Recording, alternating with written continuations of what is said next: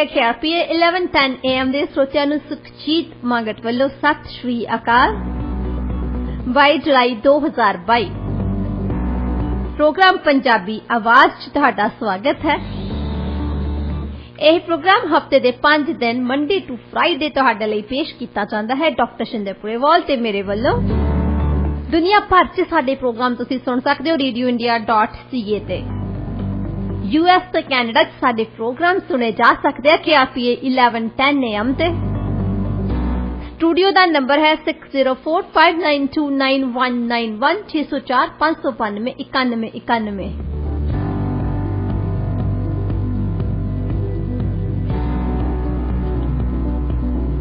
स्वागत करते हैं डॉक्टर शिंदर पुरेवाल जी का। डॉक्टर साहब प्रोग्राम च तुहाडा स्वागत है जी। Good morning.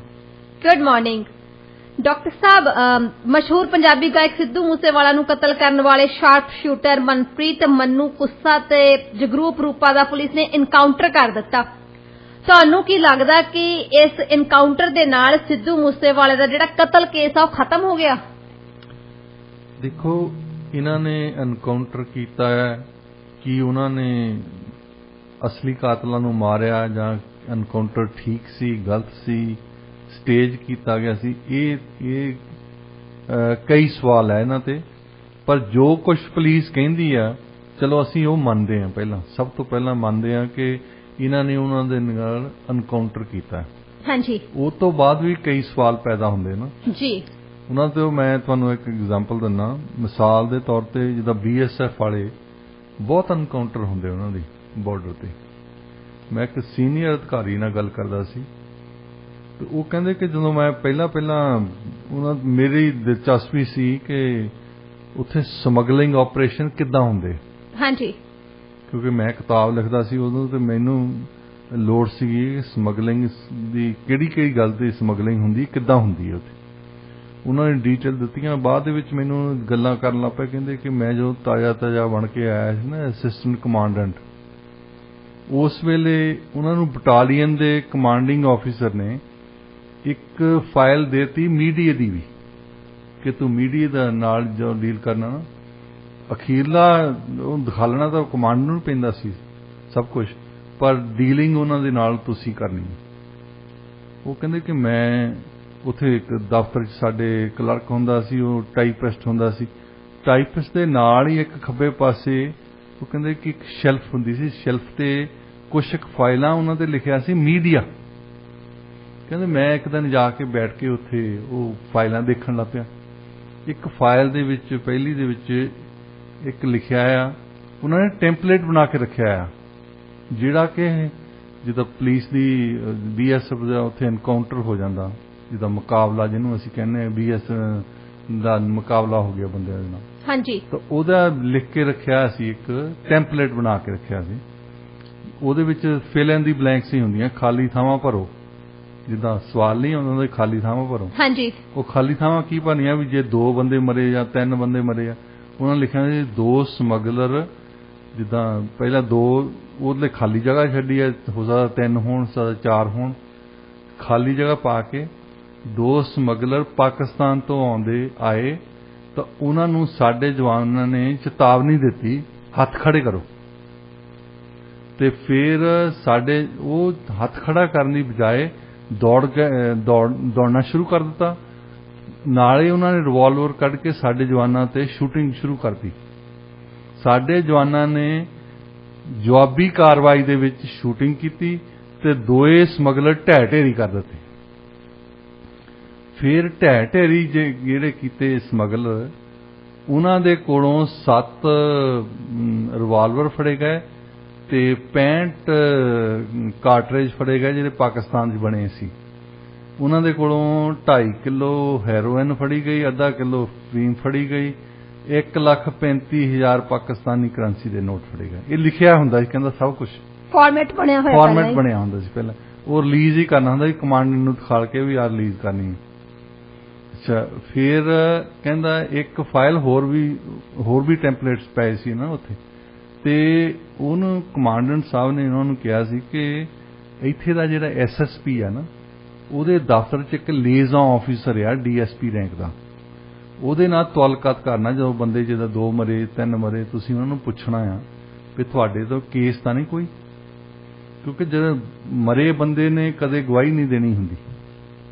ਮਰਿਆ ਬੰਦਾ ਤਾਂ ਕੋਈ ਕੋਰਟ 'ਚ ਨਹੀਂ ਜਾਂਦਾ ਵੀ ਮੈਂ ਨਹੀਂ ਮਾਰਿਆ, ਹਾਂਜੀ, ਉਹ ਤਾਂ ਮਰ ਗਿਆ ਜੀ, ਉਹਨੂੰ ਜੋ ਮਰਜ਼ੀ ਕਹਿ ਦਿਓ ਤੁਸੀਂ। ਹਾਂਜੀ, ਮਰੇ ਬੰਦੇ ਨੂੰ ਤਾਂ ਤੁਸੀਂ ਕੇਸ ਜਿੰਨੇ ਮਰਜ਼ੀ ਪਾ ਦਿਓ ਉੱਤੇ। ਸੋ ਕਹਿੰਦਾ ਅਸੀਂ ਮੈਨੂੰ ਉਦੋਂ ਬਾਅਦ 'ਚ ਪਤਾ ਲੱਗਾ ਵੀ ਉਹ DSP ਨੂੰ ਪੁੱਛਣਾ, ਇਹ ਸਵਾਲ ਪੁੱਛਣਾ ਹੁੰਦਾ ਸੀ ਵੀ ਤੁਹਾਡੇ ਕੋਈ ਅਨਸੋਲਵਡ ਕੇਸਸ ਤਾਂ ਨਹੀਂ। ਉਹ ਫਿਰ ਅਗਲਾ ਕਹਿੰਦਾ ਉਹ ਸਾਡੇ ਤੋਂ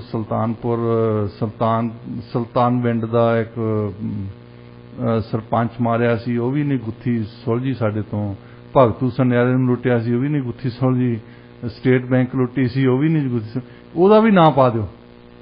ਫਿਰ ਉਹ ਆ ਕੇ ਪੁੱਛਦੇ ਆ ਵੀ ਨਾਂ ਕੀ ਲਿਖਣੇ ਆ, ਨਾਂ ਤਾਂ ਉਹਨਾਂ ਨੂੰ ਵੀ ਪਤਾ ਨਹੀਂ ਹੁੰਦਾ। ਹਾਂਜੀ, ਫਿਰ ਉਹ ਕਹਿੰਦੇ ਕਿ ਪੁਲਿਸ ਨੇ ਸ਼ਨਾਖਤ ਕੀਤੀ ਆ, ਉਹਨਾਂ ਉਸ ਟੈਂਪਲੇਟ ਤੇ ਲਿਖਣ ਦਾ ਜੀ, ਉਹਦੇ ਵਿੱਚ ਨਾਂ ਮਤਲਬ ਉਹ ਪੁੱਛ ਕੇ ਪਾਉਂਦੇ ਆ, ਮੰਗਤ ਰਾਮ, ਸੁਰਿੰਦਰ ਸਿੰਘ, ਚੈਨ ਸਿੰਘ। ਇਹਨਾਂ 3 ਸਮਗਲਰਾਂ ਨੇ ਸੁਲਤਾਨ ਪਿੰਡ ਦੇ ਵਿੱਚ ਜਿਹੜਾ ਸਰਪੰਚ ਮਾਰਿਆ ਸੀ, ਇਹਨਾਂ ਨੂੰ ਪੁਲਿਸ ਇਹਨਾਂ ਦੀ ਭਾਲ ਕਰ ਰਹੀ ਸੀ, ਇਹਨਾਂ 3 ਸਮਗਲਰਾਂ ਦੀ। ਉਹਨਾਂ ਨੇ ਬਾਅਦ ਦੇ ਵਿੱਚ ਭਗਤੂ ਸੁਨਿਆਰਾ ਮਾਰਿਆ ਸੀ ਔਰ ਸਟੇਟ ਬੈਂਕ ਵੀ ਲੁੱਟੀ ਸੀ। ਜਿਹੜਾ ਪੁਲਿਸ ਤੋਂ ਨਹੀਂ ਸੋਲਵ ਹੋਇਆ ਨਾ, ਉਹ ਉਹਨਾਂ ਮਰਿਆ ਹੋਇਆਂ ਬੰਦਿਆਂ ਦੇ ਨਾਂ ਪਾਉਂਦੇ ਸੀ। ਜਿਹੜੇ ਕੇਸ ਸੋਲਵ ਨਹੀਂ ਕਰ ਸਕਦੇ ਉਹ ਮਰੇ ਹੋਇਆਂ ਤੇ ਪਾ ਦਿੰਦੇ, ਮਰੇ ਹੋਏ ਪਾਉਂਦੇ। ਕਹਿੰਦਾ ਟੈਂਪਲੇਟ ਬਣਾ ਕੇ ਰੱਖਿਆ ਹੁੰਦਾ ਸੀ ਤੇ ਉਹ ਪੁੱਛਦੇ ਇਸੇ ਕਰਕੇ SSP ਦੇ ਦਫ਼ਤਰ ਨੂੰ ਸੀ ਕਿ ਤੁਹਾਡੇ ਤੋਂ ਕੋਈ ਜਿਹੜਾ ਨਹੀਂ ਕੇਸ ਸੋਲਵ ਹੋਇਆ ਦੱਸ ਦਿਓ। ਇੱਕ ਦੂਜੇ ਨਾਲ ਮਤਲਬ ਰਲ ਕੇ ਕੰਮ ਕਰਦੇ ਸੀ ਨਾ, ਕਮਾਂਡੈਂਟ ਸਾਹਿਬ ਤੇ SSP ਸਾਹਿਬ। ਹਾਂਜੀ, ਇਸ ਤਰੀਕੇ ਦੇ ਨਾਲ ਇਹ ਸੋਲਵ ਕਰਦੇ ਆ, ਫਿਰ ਇਸ ਤਰੀਕੇ ਨਾਲ ਸੋਲਵ ਕਰਦੇ ਆ ਕੇਸ।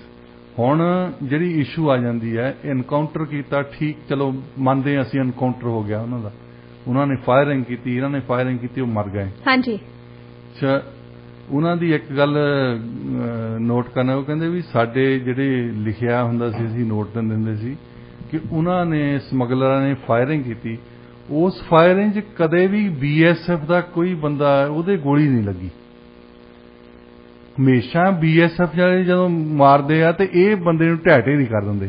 ਹਾਂਜੀ, ਕਿਉਂਕਿ ਜਦੋਂ ਡਾਕਟਰ ਸਾਹਿਬ ਇਨਕਾਊਂਟਰ ਹੁੰਦਾ, ਗੋਲੀਬਾਰੀ ਤਾਂ ਦੋਨੋਂ ਪਾਸੇ ਚੱਲਦੀ ਆ ਨਾ, ਫਿਰ ਤਾਂ ਪਤਾ ਨਹੀਂ ਕਿਵੇਂ ਮਰਨਾ। ਹਾਂਜੀ, ਜੇ ਮੋਹਰੇ ਗੋਲੀਆਂ ਚਲਾ ਰਹੇ ਆ ਜੀ, ਇਹ ਤੁਸੀਂ ਇਹਦਾ ਤੁਹਾਡੇ ਤੋਂ ਕੋਈ ਹੈ ਨਹੀਂ ਵੀ ਲਕਸ਼ਮਣ ਰੇਖਾ ਬਾਹ ਲਈ ਆ, ਇੱਥੇ ਗੋਲੀ ਨਹੀਂ ਲੰਘਣੀ ਸਾਡੇ। ਇਹੋ ਜਿਹੀ ਤਾਂ ਕੋਈ ਗੈਬੀ ਸ਼ਕਤੀ ਕਿਸੇ ਕੋਲ ਹੈ ਨਹੀਂ ਨਾ ਵੀ ਜੇ ਉਧਰੋਂ ਚੱਲੂਗੀ ਤਾਂ ਮੇਰੇ ਲੱਗਣੀ ਨਹੀਂ ਹੈਗੀ ਤੇ ਇਧਰੋਂ ਚੱਲੂਗੀ ਤਾਂ ਉਧਰ ਲੱਗੂਗੀ। ਉਹ ਫਿਰ ਨਵਾਂ ਹੁਣ ਕਹਿੰਦਾ ਮੈਂ ਅਫਸਰ ਆਇਆ ਸੀ ਤਾਂ ਉਹ ਨਵੇਂ ਅਫਸਰ ਦੇ ਸੁਪਨੇ ਵੀ ਹੁੰਦੇ ਨਾ, ਮੈਂ ਆਹ ਕਰ ਦੂੰਗਾ, ਮੈਂ ਸਮਗਲਿੰਗ ਖਤਮ ਕਰ ਦੂੰਗਾ, ਮੈਂ ਇਮਾਨਦਾਰੀ, ਜਜ਼ਬਾ ਜਿਹਾ ਹੁੰਦਾ ਨਵਾਂ ਪੈਸ਼ਨ। ਤੇ ਉਸ ਵੇਲੇ ਜਿੱਦਾਂ ਜ਼ੌਕ ਕਹਿੰਦਾ ਸੀ ਨਾ, ਉਹ ਕਹਿੰਦਾ ਰਗੋਂ ਮੇਂ ਦੌੜਨੇ ਵਾਲੇ ਕੇ ਹਮ ਨਹੀਂ ਕਾਇਲ, वो लहू क्या जो आंख ही से ना टपक पाए।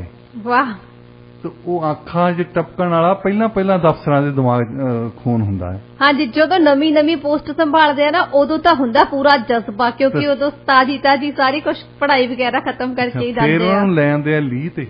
ਹਾਂਜੀ, ਫਿਰ ਉਹੀ ਕੁਝ ਕਰਦੇ ਆ। ਜੇ ਉਹਨਾਂ ਦੇ ਵਿੱਚੋਂ ਕੋਈ ਅਜੇ ਵੀ ਜਦੋਂ 15-20 ਸਾਲਾਂ ਬਾਅਦ ਕਿਸੇ ਦੇ ਜਜ਼ਬਾ ਜਾਗ ਪਿਆ ਨਾ, ਫਿਰ ਉਹ ਤੇ ਇੰਨੇ ਕੇਸ ਪਾਉਣੇ ਆ, ਮਤਲਬ ਹੱਦ ਛੱਡ ਦਿੰਦੇ ਆ। ਫਲਾਣੇ ਦੀ ਮੱਝ ਚੋਲੀ ਸੀ, ਇਹਨੇ ਚੋਲੀ ਸੀ, ਉਹਦੇ ਸਿਰ ਤੇ ਮੜ ਦੋ। ਫਲਾਣੇ ਕਰਾੜ ਤੋਂ ਇਹਨੇ 1.5 ਕਿਲੋ ਹਲਦੀ ਲੈ ਆਇਆ ਸੀ, ਇਹਨੇ ਜ਼ੋਰ ਨਾਲ ਲੈ ਗਈ, ਇਹ ਤੇ ਵੀ ਕੇਸ ਪਾ ਦਿਓ। ਮਤਲਬ ਹਰ ਇੱਕ ਚੀਜ਼ ਦਾ ਕੇਸ ਪਾ ਦੇਣਾ। ਫਿਰ ਇਹ ਐਨਕਾਊਂਟਰ ਦੀ ਗੱਲ ਕਰਦੇ ਆ। ਐਨਕਾਊਂਟਰ ਹੋ ਗਿਆ, ਮੰਨ ਗਿਆ ਸੀ। ਹਾਂਜੀ, ਇਹਨਾਂ ਨੂੰ 2 ਗੈਂਗਸਟਰ ਮਾਰਤੇ। ਅੱਛਾ, ਇਹਨਾਂ ਨੂੰ ਗੈਂਗਸਟਰ ਮਾਰਤੇ ਤਾਂ ਕੋਰਟ ਨੇ ਡਿਸਾਈਡ ਕਰਨਾ ਹੁੰਦਾ ਵੀ ਇਹ ਕਾਤਲ ਹੈ ਜਾਂ ਨਹੀਂ ਜੀ। ਉੱਥੇ ਪੁਲਿਸ ਦਾ ਕੰਮ ਹੁੰਦਾ ਇਨਵੈਸਟੀਗੇਸ਼ਨ ਕਰਨਾ ਜੀ। ਬਿਲਕੁਲ, ਚਾਹੇ ਇੱਥੇ ਹੈ ਚਾਹੇ ਕਿਤੇ ਦੁਨੀਆ ਦੇ ਹੋਰ ਕਿਤੇ ਵੀ ਹੋਵੇ, ਸਿਰਫ ਤੇ ਸਿਰਫ ਇਨਵੈਸਟੀਗੇਸ਼ਨ ਕਰਨਾ। ਇਹ ਇਨਵੈਸਟੀਗੇਸ਼ਨ ਕਰਕੇ ਤੇ ਕਰਾਊਨ ਕਾਰਪੋਰੇਸ਼ਨ ਨੂੰ ਦਿੰਦੇ ਤੇ ਸਾਡੇ ਉੱਥੇ ਡਿਸਟ੍ਰਿਕਟ ਅਟਾਰਨੀ ਨੂੰ ਦਿੰਦੇ। ਹਾਂਜੀ, ਡਿਸਟ੍ਰਿਕਟ ਅਟਾਰਨੀ ਦੇ ਦਫ਼ਤਰ ਨੇ ਉਹ ਦੇਖਣਾ ਹੁੰਦਾ ਕਿ ਉਹ ਵਕੀਲ ਹੁੰਦੇ ਆ ਬਾਈ ਪੇਸ਼ਾ, ਉਹ ਦੇਖਦੇ ਆ ਕਿ ਇਹਨਾਂ ਦੇ ਕੋਲ ਐਵੀਡੈਂਸ ਠੀਕ ਵੀ ਆ ਜਿਹੜਾ ਕੋਰਟ ਦੇ ਵਿੱਚ ਸਾਡੇ ਕੇਸ ਚੱਲ ਜਾਊਗਾ ਤਾਂ ਜਿੱਤ ਜਾਵਾਂਗੇ ਅਸੀਂ। ਹਾਂਜੀ, ਬਹੁਤੇ ਕੇਸ ਤਾਂ ਪੁਲਿਸ ਦੀ ਇਨਵੈਸਟੀਗੇਸ਼ਨ ਤੋਂ ਲੈ ਕੇ ਹੀ ਨਹੀਂ ਜਾਂਦੇ ਕੋਰਟ ਦੇ ਵਿੱਚ। ਇਹ ਪੁਲਿਸ ਦੀ ਗਲਤੀ ਨਹੀਂ ਹੁੰਦੀ, ਪੁਲਿਸ ਦੀ ਗਲਤੀ ਇਹ ਹੁੰਦੀ ਵੀ ਉਹਨਾਂ ਨੇ ਨਫਸ ਸਬੂਤ ਨਹੀਂ ਦਿੱਤੇ ਹੁੰਦੇ। ਐਵੀਡੈਂਸ ਨਹੀਂ ਹੁੰਦੇ ਸਪੋਰਟ ਕਰਨ ਨੂੰ। ਐਵੀਡੈਂਸ ਹੈ ਨਹੀਂ, ਜੇ ਤੋਂ ਐਵੀਡੈਂਸ ਹੈ ਨਹੀਂ ਉਹ ਲੈ ਕੇ ਕਿੱਥੇ ਜਾਣ ਕੋਰਟ ਦੇ ਵਿੱਚ? ਜੀ ਜੱਜ ਮਾਰਦਾ ਫਾਈਲ ਚੱਕ ਕੇ ਮੂੰਹ ਤੇ ਤੁਹਾਡੇ। ਜੀ ਜੀ। ਤੇ ਉਹ ਫਿਰ ਉਹ ਉਸੇ ਕੇਸ ਨੂੰ ਲੈ ਕੇ ਜਾਂਦੇ ਆ ਜਿੱਥੇ ਜਿਸ ਚਾਂਸ ਹੋਣ। ਇਹ ਤਾਂ ਕਿਸੇ ਨੂੰ ਨਹੀਂ ਪਤਾ ਹੁੰਦਾ ਵੀ ਸਾਡਾ ਕੇਸ ਕਾਮਯਾਬ ਹੋਣਾ ਜਾਂ ਨਹੀਂ ਹੋਣਾ, ਪਰ ਉਹ ਇਹ ਜ਼ਰੂਰ ਦੇਖਦੇ ਆ ਕਿ ਚਾਂਸ ਹੈਗੇ ਇਹਦੇ ਕਾਮਯਾਬ ਹੋਣ ਦੇ। ਤੇ ਤੀਸਰੇ ਲੈਵਲ ਤੇ ਫਿਰ ਕੋਰਟ ਦੇ ਵਿੱਚ ਜਾਣੇ। ਅਖੀਰ ਚ ਕਾਤਲ ਕੌਣ ਆ, ਦੋਸ਼ੀ ਕੌਣ ਆ, ਨਹੀਂ ਦੋਸ਼ੀ ਕੌਣ ਆ, ਉਹ ਤਾਂ ਕੋਰਟ 'ਚ ਜੱਜ ਨੇ ਡਿਸਾਈਡ ਕਰਨਾ ਨਾ। ਹਾਂਜੀ। ਉਹਨੇ ਦੇਖਣਾ ਕਾਨੂੰਨ ਕਿਹੜਾ ਤੋੜਿਆ ਤਾਂ ਸਬੂਤ ਕੀ ਆ। ਜੀ। ਹੁਣ ਇਹਨਾਂ ਨੇ ਬੰਦੇ ਮਾਰਤੇ ਉੱਥੇ 52 ਦਿਨ ਹੋ ਗਏ ਸੀ ਇਹਨੂੰ, ਸਿੱਧੂ ਮੂਸੇਵਾਲੇ ਦੇ ਕਤਲ ਹੋਏ ਨੂੰ। ਗ੍ਰਿਫਤਾਰੀਆਂ ਦਾ ਬਹੁਤ ਕਰ ਰਹੇ ਸੀ ਡਾਕਟਰ ਸਾਹਿਬ। ਉਧਰ ਦਿੱਲੀ ਵਾਲੇ ਗ੍ਰਿਫਤਾਰੀਆਂ ਕਰਨ ਲੱਗੇ, ਇਧਰ ਪੁਲਿਸ ਪੰਜਾਬ ਪੁਲਿਸ ਵਾਲੇ ਲੱਗੇ ਰਹੇ, ਰੌਲਾ ਪਾ ਰਹੇ ਆ ਕਿਉਂਕਿ ਅੱਗ ਲੱਗੀ ਆ। ਉਧਰ ਗੁਜਰਾਤ ਦੇ ਵਿੱਚ ਆ ਕੇ ਝੂਠ ਬੋਲਣਾ ਇਹਨਾਂ ਨੇ, ਆਮ ਆਦਮੀ ਪਾਰਟੀ ਵਾਲਿਆਂ ਨੇ। ਇਧਰ ਹਿਮਾਚਲ ਪ੍ਰਦੇਸ਼ ਝੂਠ ਬੋਲਣਾ ਕਿਉਂਕਿ ਇੱਥੇ ਦੋਹਾਂ 'ਚ ਇਲੈਕਸ਼ਨ ਆ ਗਈ। ਹਾਂਜੀ। ਤੇ ਹੁਣ ਦੋਹਾਂ ਦੇ ਹੱਥ ਪੱਲੇ ਕੁਛ ਹੈ ਹੀ ਨਹੀਂ। ਜੀ। 52 ਦਿਨ ਹੋ ਗਏ। ਫਿਰ ਉਹਨਾਂ ਦੇ ਫੈਮਿਲੀ ਕਹਿ ਰਹੀ ਵੀ ਅਸੀਂ ਮਰਨ ਵਰਤ ਰੱਖ ਦੇਵਾਂਗੇ ਜੇ ਤੁਸੀਂ ਨਹੀਂ ਸੋਲਵ ਕਰ ਸਕਦੇ ਪ੍ਰੋਬਲਮ। ਬੰਦੇ ਤੇ ਬੰਦਾ ਰੋਜ਼ ਹੀ ਅਰੈਸਟ ਕਰੀ ਜਾਂਦੇ ਆ, ਰੋਜ਼ ਹੀ ਅਰੈਸਟ ਕਰਦੇ ਆ ਐਵਰੀ ਡੇ। ਹਾਂਜੀ। ਪਤਾ ਨਹੀਂ ਕਿਹਨੂੰ ਅਰੈਸਟ ਕਰ ਲਿਆਉਂਦੇ, ਕਿਸੇ ਨੂੰ ਵਿਚਾਰੇ ਨੂੰ ਮੱਝਾਂ ਚਾਰਦੇ ਨੂੰ, ਤਾਂ ਉਹਨੂੰ ਗੈਂਗਸਟਰ ਬਣਾਉਂਦੇ। ਇਹ ਜੀ ਗੈਂਗਸਟਰ ਆ, ਇਹ ਗੈਂਗਸਟਰ ਆ। ਇੰਨੇ ਗੈਂਗਸਟਰ ਆ ਤੇ ਪੰਜਾਬ ਦੇ ਵਿੱਚ ਤਾਂ ਮੇਰਾ ਖਿਆਲ ਬੰਦਾ ਤੁਰ ਹੀ ਨਹੀਂ ਸਕਦਾ। ਮੈਂ ਤਾਂ ਕਈ ਰਾਤ ਨੂੰ ਤੁਰਿਆ ਫਿਰਦਾ ਸੀ। ਮੈਂ ਹੁਣ ਆ ਕੇ ਅਖਬਾਰਾਂ ਪੜ੍ਹਦਾ ਨਾ ਤੇ ਹੁਣ ਲੱਗਦਾ ਵੀ ਗਲਤੀ ਕੀਤੀ, ਮੇਰੇ ਤੋਂ ਤਾਂ ਨੱਠ ਵੀ ਨਹੀਂ ਹੁੰਦਾ। ਅਸੀਂ ਫਿਰ ਇੱਕ ਗੈਂਗਸਟਰ ਆਫਟਰ ਗੈਂਗਸਟਰ। ਫਿਰ ਤੁਸੀਂ ਦੇਖਿਓ ਜਿਹੜਾ ਉਹ ਬਿਸ਼ਨੋਈ ਫੜਿਆ ਹੈ ਨਾ। ਹਾਂਜੀ। ਉਹਦੀ ਇੰਨੀ ਮਸ਼ਹੂਰੀ ਕਰਤੀ, ਉਹਨੂੰ ਸੁੱਚਾ ਸੂਰਮਾ ਬਣਾਇਆ ਇਹਨਾਂ ਨੇ। ਹਾਂਜੀ ਡਾਕਟਰ ਸਾਹਿਬ ਲਾਰੈਂਸ ਬਿਸ਼ਨੋਈ ਹਰ ਜਗ੍ਹਾ ਤੇ ਹਰ ਹੈਡਲਾਈਨ ਦੇ ਵਿੱਚ ਆਪਾਂ ਹਨਾ। ਅੱਜ ਉਹਨੂੰ ਮੁਕਤਸਰ ਦੀ ਪੁਲਿਸ ਨੇ ਉਹਦਾ ਰਿਮਾਂਡ ਲੈਣਾ ਹੈ। ਹਾਂਜੀ। ਕੱਲ ਉਹ ਹੁਸ਼ਿਆਰਪੁਰ ਸੀ, ਪਰਸੋਂ ਉਹ ਅੰਮ੍ਰਿਤਸਰ ਸੀ, ਫਿਰ ਉਹਨੂੰ ਪਠਾਨਕੋਟ। ਮਤਲਬ ਉਹਨੂੰ ਹਰ ਇੱਕ ਜ਼ਿਲ੍ਹੇ ਦੀ ਪੁਲਿਸ ਨੂੰ ਕਹਿੰਦੇ ਨੇ 7 ਜ਼ਿਲ੍ਹਿਆਂ ਦੀਆਂ ਪੁਲਿਸਾਂ ਮੋੜ ਨੂੰ ਫਿਰਦੀਆਂ ਭਾਲਦੀਆਂ। ਹਾਂਜੀ। ਜੂਣੇ ਮੋੜ ਨੇ ਲੁੱਟੀਆਂ ਤੀਆਂ ਲੌਂਗੋਵਾਲ ਦੀਆਂ। ਜੀ ਜੀ। ਤੇ ਇਹ ਇਸ ਤਰ੍ਹਾਂ ਦਾ ਸਿਨੈਰੀਓ ਡਰਾਮਾ ਕਰ ਰਹੇ ਆ ਔਰ ਕਰ ਰਹੇ ਸੀ। ਤੇ 2 ਬੰਦੇ ਮਾਰਤੇ ਜਿਹੜੇ ਇਹ ਕਹਿੰਦੇ ਆ ਇਹ ਆਪ ਹੀ ਜੱਜ ਬਣੇ। ਹਾਂਜੀ। ਆਪ ਖੁਦ ਹੀ ਜੱਜ ਵੀ ਇਹਨਾਂ ਨੇ ਬੰਦੇ ਮਾਰਤਾ। ਹਾਂਜੀ। ਤੇ ਉਹ ਅਸੀਂ ਮਾਰ ਦਿੱਤੇ। ਹੁਣ ਇਹਨਾਂ ਨੇ ਇਹ ਮਤਲਬ ਮਾਰਨ ਦਾ ਸੀ ਕਿ ਹੁਣ ਗੁੱਥੀ ਸੋਲਵ ਕਰਤੀ ਅਸੀਂ। ਸੋ BSF ਦੀ ਜਿਹੜੀ ਮੈਂ ਐਗਜ਼ਾਮਪਲ ਦਿੱਤੀ ਸੀ ਨਾ, ਮਿਸਾਲ ਦਿੱਤੀ ਸੀ, ਉਹ ਇਸੇ ਕਰਕੇ ਦਿੱਤੀ ਸੀ। ਉਹਨਾਂ ਨੇ ਜਿਹੜੇ ਬੰਦੇ ਮਾਰੇ ਹੁੰਦੇ ਸੀ, ਸਮਗਲਰ ਤਾਂ ਖਰਿਆ ਤਾਂ ਵਿਚਾਰੇ ਉਹ ਮੱਝਾਂ ਚਾਰਦੇ ਹੀ ਮਾਰੇ ਹੋਣੇ, ਪਤਾ ਨਹੀਂ ਕੀ ਕੀਤਾ ਹੁਣ ਕੋਈ ਨਾ ਕੋਈ। ਜਿਹੜੇ ਬੰਦੇ ਮਾਰਤੇ ਆ ਉਹਨਾਂ ਨੂੰ ਫਿਰ ਸਮਗਲਰ ਬਣਾਉਣਾ ਤੇ ਫਿਰ ਪੁਲਿਸ ਨਾਲ ਰਲ ਕੇ ਜਿਹੜੀ ਉਹਨਾਂ ਤੋਂ ਗੁੱਥੀ ਨਹੀਂ ਸੁਲਝਾਈ ਗਈ, ਜਿਹੜਾ ਕ੍ਰਾਈਮ ਨਹੀਂ ਸੋਲਵ ਹੋਇਆ, ਉਹਦੀ ਜਾਣਕਾਰੀ ਲੈ ਕੇ ਤਾਂ ਫਰਜ਼ੀ ਨਾਂ ਲਾ ਕੇ ਤਾਂ ਉਹਨਾਂ ਦਾ ਅੰਤਮ ਸੰਸਕਾਰ ਕਰ ਦੇਣਾ। ਹਾਂਜੀ। ਤਾਂ ਮਰੇ ਬੰਦੇ ਨੇ ਤਾਂ ਆ ਕੇ ਮੁੜ ਕੇ ਬੋਲਣਾ ਨਹੀਂ, ਉਹਨੇ ਤਾਂ ਕੁਝ ਨਹੀਂ ਕਹਿਣਾ। ਡਾਕਟਰ ਸਾਹਿਬ ਉਹਦੇ ਸਿਰ ਤੇ ਤਾਂ ਜਿੰਨਾ ਕੁਝ ਮਰਜ਼ੀ ਤੁਸੀਂ ਮੜ ਦੋ। ਹੁਣ ਇਹਨਾਂ ਨੂੰ ਇਹ ਚਾਹੀਦਾ ਵੀ ਸਾਰੇ SSP ਨੂੰ ਪੁੱਛ ਕੇ ਦੇਖ ਲੈਣ ਵੀ ਹੋਰ ਤਾਂ ਨਹੀਂ ਕੋਈ ਮਰਡਰ ਜਿਹੜਾ ਤੁਹਾਡੇ ਤੋਂ ਨਹੀਂ ਸੋਲਵ ਹੋਇਆ। ਇਹ 2 ਤਾਂ ਅਸੀਂ ਮਾਰਤੇ, ਇਹਨਾਂ ਦੇ ਸਿਰ ਤੇ ਹੋਰ ਸਿੱਧੂ ਮੂਸੇਵਾਲਾ ਤਾਂ 1 ਮਾਰਿਆ ਨਾ, ਇਹਨਾਂ ਨੇ ਹੋਰ ਵੀ ਮਾਰੇ ਹੋਣੇ ਆ। ਹਾਂਜੀ। ਇਹ ਲੁਧਿਆਣੇ ਵਾਲਿਆਂ ਨੂੰ ਪੁੱਛ ਕੇ ਦੇਖ ਲੈਣ, ਜਲੰਧਰ ਵਾਲਿਆਂ ਨੂੰ ਪੁੱਛ ਕੇ ਦੇਖ ਲੈਣ, ਉਹਨਾਂ ਦੇ ਵੀ ਕੋਲ ਵੀ ਹੋਣੇ ਹੀ ਆ ਅਨਸੋਲਵਡ ਮਰਡਰ। ਹਾਂਜੀ। ਉਹਨਾਂ ਦੇ ਵੀ ਨਾਂ ਲਿਖ ਦਿਆ ਕਰਨ ਵੀ ਇਹਨਾਂ ਨੇ ਫਲਾਣੇ ਲੁਧਿਆਣੇ ਦੇ ਵਿੱਚ 3 ਬੰਦੇ ਮਾਰੇ ਸੀ, ਜਲੰਧਰ ਦੇ ਵਿੱਚ 2 ਬੰਦੇ ਮਾਰੇ ਸੀ, ਅੰਮ੍ਰਿਤਸਰ 3 ਲਾਲੇ ਲੁੱਟੇ ਸੀ। ਇਹ ਸਾਰੀ ਲੰਬੀ ਲਿਸਟ ਪੜ੍ਹਨਾ ਇਹਨਾਂ ਤਾਂ ਥੋੜਾ ਹੀ ਕੰਮ ਕੀਤਾ ਜੀ।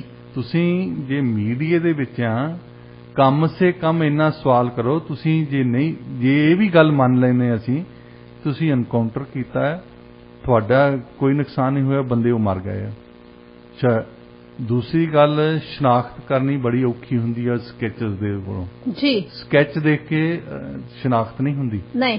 ਸ਼ਨਾਖਤ ਇੱਥੇ ਤੁਸੀਂ ਦੇਖਿਆ ਹੋਣਾ, ਜਿਹੜੀ ਪੁਲਿਸ ਫੋਰਸਸ ਆ ਸਾਡੇ ਪੁਲਿਸ ਕੈਨੇਡਾ ਦੀ ਤੇ ਅਮਰੀਕਾ ਦੀ, ਇਹ ਇੱਕ ਬੰਦਿਆਂ ਨੂੰ ਲਾਈਨ ਅਪ ਲਾਉਂਦੇ ਆ। ਜਿਹੜਾ ਬੰਦਾ ਕਹਿੰਦਾ ਕਿ ਮੈਂ ਉਹ ਬੰਦੇ ਨੂੰ ਚੋਰੀ ਕਰਕੇ ਦੌੜਦਾ ਦੇਖਿਆ ਸੀ, ਉਹ ਫਿਰ ਕਹਿੰਦੇ ਵੀ ਜੇ ਤੂੰ ਪਛਾਣ ਲਏਗਾ, ਜੇ ਅਸੀਂ ਬੰਦਾ ਲੈ ਗਏ ਸਾਹਮਣੇ, ਉਹ ਕਹੂਗਾ ਹਾਂ ਮੈਂ ਪਛਾਣ ਲਊਂਗਾ।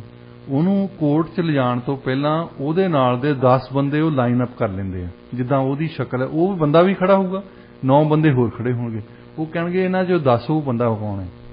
ਜੇ ਤਾਂ ਉਹ ਕਹਿੰਦਾ ਉਹਨੂੰ ਪਤਾ ਲੱਗ ਜਾਂਦਾ ਉਹ ਲੰਮੇ ਬਾਲਾਂ ਵਾਲਾ ਭੂਰੇ ਬਾਲਾਂ ਵਾਲਾ ਉਹ ਹੀ ਆ, ਤੇ ਫੇਰ ਤਾਂ ਪੁਲਿਸ ਵਾਲੇ ਉਹ ਕੋਰਟ 'ਚ ਕੇਸ ਲੈ ਕੇ ਜਾਂਦੇ ਆ, ਇਨਵੈਸਟੀਗੇਸ਼ਨ ਵਾਲਿਆਂ ਨੂੰ ਕਹਿੰਦੇ ਕਿ ਸਾਡੇ ਤੋਂ ਸਬੂਤ ਹੈ।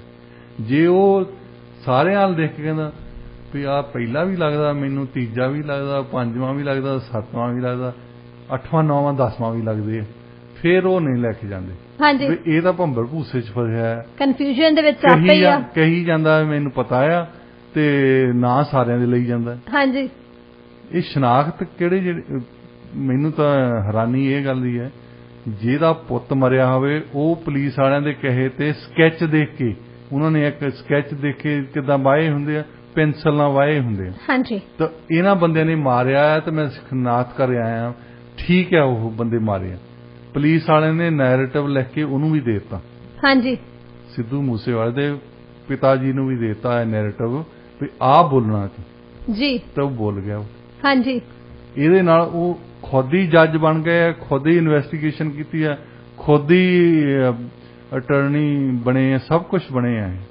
ਆਪਣੇ ਆਪੇ ਸਾਰੇ ਫੈਸਲੇ ਕਰ ਲਏ ਇਹਨਾਂ ਨੇ, ਆਪਣੇ ਆਪ ਹੀ ਫੈਸਲੇ ਕਰ ਲਏ, ਆਪਣੇ ਆਪੇ ਸੁਪਰੀਮ ਕੋਰਟ ਬਣ ਗਈ ਹੈ ਨੀ ਜਿਹੜੀ ਜੱਜਮੈਂਟ ਤਾਂ ਸੈਸ਼ਨ ਕੋਰਟ ਤੋਂ ਫਿਰ ਹਾਈ ਕੋਰਟ ਜਾਣੀ ਹੈ, ਫਿਰ ਸੁਪਰੀਮ ਕੋਰਟ ਜਾਣੀ ਹੈ, ਪਰ ਪੁਲਿਸ ਨੇ ਬੰਦੇ 2 ਮਾਰ ਕੇ ਖੁਦ ਹੀ ਸੁਪਰੀਮ ਕੋਰਟ ਬਣ ਕੇ ਬਹਿ ਗਈ। ਹਾਂਜੀ ਡਾਕਟਰ ਸਾਹਿਬ, ਜਿਹੜਾ ਜਿਹਦੇ ਨੇ ਗੈਂਗਸਟਰ ਮਨਪ੍ਰੀਤ ਮੰਨਾ ਮਾਰਿਆ, ਉਹਦੀ ਮਾਂ ਨੇ ਵੀ ਕਿਹਾ, ਕਹਿੰਦੀ ਜੇ ਕੁੱਤਾ ਵੀ ਮਰਦਾ ਸੀ ਤਾਂ ਮੇਰੇ ਮੁੰਡੇ ਤੇ ਪਰਚਾ ਕਰ ਦਿੰਦੀ ਸੀ ਪੁਲਿਸ। ਮਤਲਬ ਉਹ ਹੋਣਾ ਕੋਈ 10 ਨੰਬਰੀਆ ਜਿਹੜੇ ਕਹਿੰਦੇ ਹੁੰਦੇ ਨਾ, ਪੁਲਿਸ ਦੀ ਫਾਈਲ ਦੇ ਵਿੱਚ ਉੱਥੇ ਹਰੇਕ ਥਾਣੇ 'ਚ ਜਾ ਕੇ ਦੇਖੋ, ਉੱਥੇ 410 ਜਿਹੜੀ ਧਾਰਾ ਆ ਨਾ, ਹਾਂਜੀ, ਉਹਦੇ ਵਿੱਚ ਹੇਰਾ ਫੇਰੀ ਕਰਨ ਵਾਲੇ ਕੁਛ ਕੁ ਬੰਦਿਆਂ ਦੇ ਨਾਂ ਹੁੰਦੇ ਉਹਨਾਂ ਦੇ ਕੋਲੋਂ, ਕੁਛ ਬੰਦਿਆਂ ਦੇ ਚੋਰੀ 'ਚ ਨਾਂ ਹੁੰਦੇ ਆ, ਕੁਛ ਇਹਨਾਂ ਦੇ। ਉਹ ਸਭ ਤੋਂ ਪਹਿਲਾਂ ਕਿਸੇ ਦੇ ਚੋਰੀ ਹੋਵੇ ਨਾ, ਤੁਸੀਂ ਕਹੋ ਵੀ ਫਲਾਣੇ ਦੇ ਚੋਰੀ ਹੋਵੇ, ਤਾਂ ਉਹ ਉਹਨਾਂ ਬੰਦਿਆਂ ਨੂੰ ਰਾਉਂਡ ਅਪ ਕਰਨਗੇ ਵੀ ਇਹਨਾਂ ਬੰਦਿਆਂ ਦੇ ਨਾਂ ਆ, ਤੇ ਜੇ ਨਾਂ ਹੀ ਲੱਭੇ ਫਿਰ ਉਹ ਜਸਪਾਲ ਭੱਟੀ ਦਾ ਇੱਕ ਨਾਟਕ ਹੁੰਦਾ ਸੀ, ਕਿਸੇ ਬੰਦੇ ਨੇ ਇੱਕ ਸਕੂਟਰ ਚੋਰੀ ਕੀਤਾ ਹੈ, ਤਾਂ ਫਿਰ ਕਿਤੇ 2-3 ਦਿਨਾਂ ਬਾਅਦ ਉਹਦੇ ਦਿਮਾਗ 'ਚ ਆਇਆ ਵੀ ਗਲਤ ਗੱਲ ਕਰ ਲਈ, ਤਾਂ ਉਹ ਸਕੂਟਰ ਲੈ ਕੇ ਚਲ ਗਿਆ ਥਾਣੇ। ਤਾਂ ਉਹ ਥਾਣੇਦਾਰ ਨੂੰ ਕਹਿ ਰਿਹਾ ਕਿ ਸਰ ਮੈਂ ਗਲਤੀ ਕਰ ਲਈ, ਮੈਂ ਸਕੂਟਰ ਚੋਰੀ ਕੀਤਾ ਸੀ ਰਮੇਸ਼ ਨਗਰ ਦੇ ਵਿੱਚੋਂ, ਹੁਣ ਵਾਪਸ ਕਰਨ ਆਇਆ। ਹਾਂਜੀ, ਉਹ ਥਾਣੇਦਾਰ ਕਹਿੰਦਾ ਤੂੰ ਸਾਨੂੰ ਬੇਵਕੂਫ ਬਣਾਉਣਾ, ਅਸੀਂ ਤਾਂ ਬੰਦਾ ਪਹਿਲਾਂ ਹੀ ਫੜ ਚੁੱਕੇ ਹਾਂ ਇਹਦੇ ਵਿੱਚ, ਤੇਰਾ ਖਿਆਲ ਹੁਣ ਫਾਈਲਾਂ ਚੇਂਜ ਕਰੀਏ ਅਸੀਂ? ਮਤਲਬ ਉਹਨਾਂ ਨੇ ਬੰਦਾ ਤੁੰਨ ਲਿਆ ਪਹਿਲਾਂ ਹੀ, ਕੋਈ ਫੜ ਕੇ ਵੈਸੇ ਹੀ ਕਹਿਤਾ ਕਿਸੇ ਨੇ ਵੀ ਐਨੇ ਸਕੂਟਰ ਚੋਰੀ ਕੀਤਾ, ਕਿਸੇ ਹੋਰ ਤੇ ਇਲਜ਼ਾਮ ਆਲਰੇਡੀ ਲਾ ਚੁੱਕੇ ਸੀ। ਹਾਂ, ਉਹ ਕਹਿੰਦੇ ਬੰਦਾ ਤਾਂ ਅਸੀਂ ਫੜ ਲਿਆ, ਉਹ ਕਹਿੰਦਾ ਨਹੀਂ ਜੀ ਮੈਂ ਹੀ ਚੋਰੀ ਕੀਤਾ ਸੀ। ਕਹਿੰਦਾ ਲੈ ਦੱਸ, ਹੁਣ ਪੁਲਿਸ ਚੋਰਾਂ ਤੇ ਥੋੜਾ ਇਤਬਾਰ ਕਰਦੀ ਹੈ। ਸੋ ਇਹ ਹਾਸੋਹੀਣੀ ਵੀ ਗੱਲ ਹੈ, ਪਰ ਇਹ ਗੰਭੀਰ ਵੀ ਗੱਲ ਹੈ, ਸੀਰੀਅਸ ਵੀ ਹੈਗਾ। ਇੱਕ ਮਰੇ ਹੋਏ ਬੰਦੇ ਤੇ ਤੁਸੀਂ ਇਲਜ਼ਾਮ ਜੋ ਮਰਜ਼ੀ ਲਾ ਦਿਓ, ਹਾਂਜੀ, ਤੇ ਉਸ ਮਰੇ ਹੋਏ ਬੰਦੇ ਨੇ ਵਾਪਸ ਨਹੀਂ ਆ ਕੇ ਕਹਿਣਾ, ਉਹਦੀ ਕੋਈ ਡਿਫੈਂਸ ਨਹੀਂ, ਉਹਨੇ ਕੋਈ ਲਾਇਰ ਨਹੀਂ ਹਾਇਰ ਕਰਨਾ ਜੀ।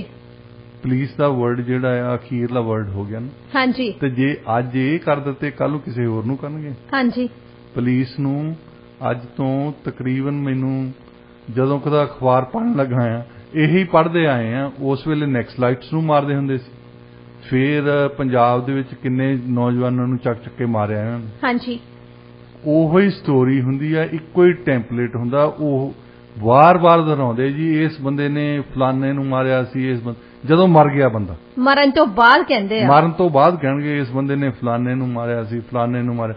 ਜਿਹੜੀ ਵੀ ਗੁੱਥੀ ਇਹਨਾਂ ਤੋਂ ਨਹੀਂ ਸੋਲਵ ਹੁੰਦੀ ਨਾ, ਉਹ ਸਭ ਕੁਝ ਉਸ ਮਰੇ ਹੋਏ ਬੰਦੇ ਦੇ ਨਾਲ।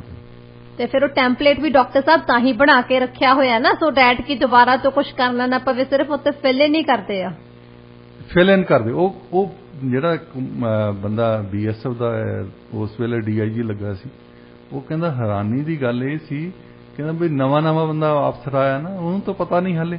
ਕਹਿੰਦਾ ਮੈਂ ਉਹਨੂੰ ਆਪਣੇ ਕਮਾਂਡੈਂਟ ਸਾਹਿਬ ਨੂੰ ਪੁੱਛਿਆ ਵੀ ਸਰ ਵੀ ਪੁਲਿਸ ਵਾਲਿਆਂ ਨੂੰ ਕਿਉਂ ਫੋਨ ਕਰਦੇ ਆ? ਉਹ ਕਹਿੰਦਾ ਵੀ ਮੈਨੂੰ ਜਵਾਬ ਨਹੀਂ ਦਿੱਤਾ, ਉਹ ਕਹਿੰਦਾ ਵੀ ਹੌਲੀ ਹੌਲੀ ਤੁਹਾਨੂੰ ਵੀ ਸਮਝ ਆ ਜਾਊਗੀ। ਹਾਂਜੀ, ਕਿਉਂਕਿ ਉਹਨੇ ਵੀ ਉਹੀ ਕੰਮ ਕਰਨੇ ਸੀ। ਉਹਨੂੰ ਕਹਿੰਦਾ ਫਿਰ ਮੈਨੂੰ ਹੌਲੀ ਹੌਲੀ ਸਮਝ ਆ ਗਈ ਸੀ।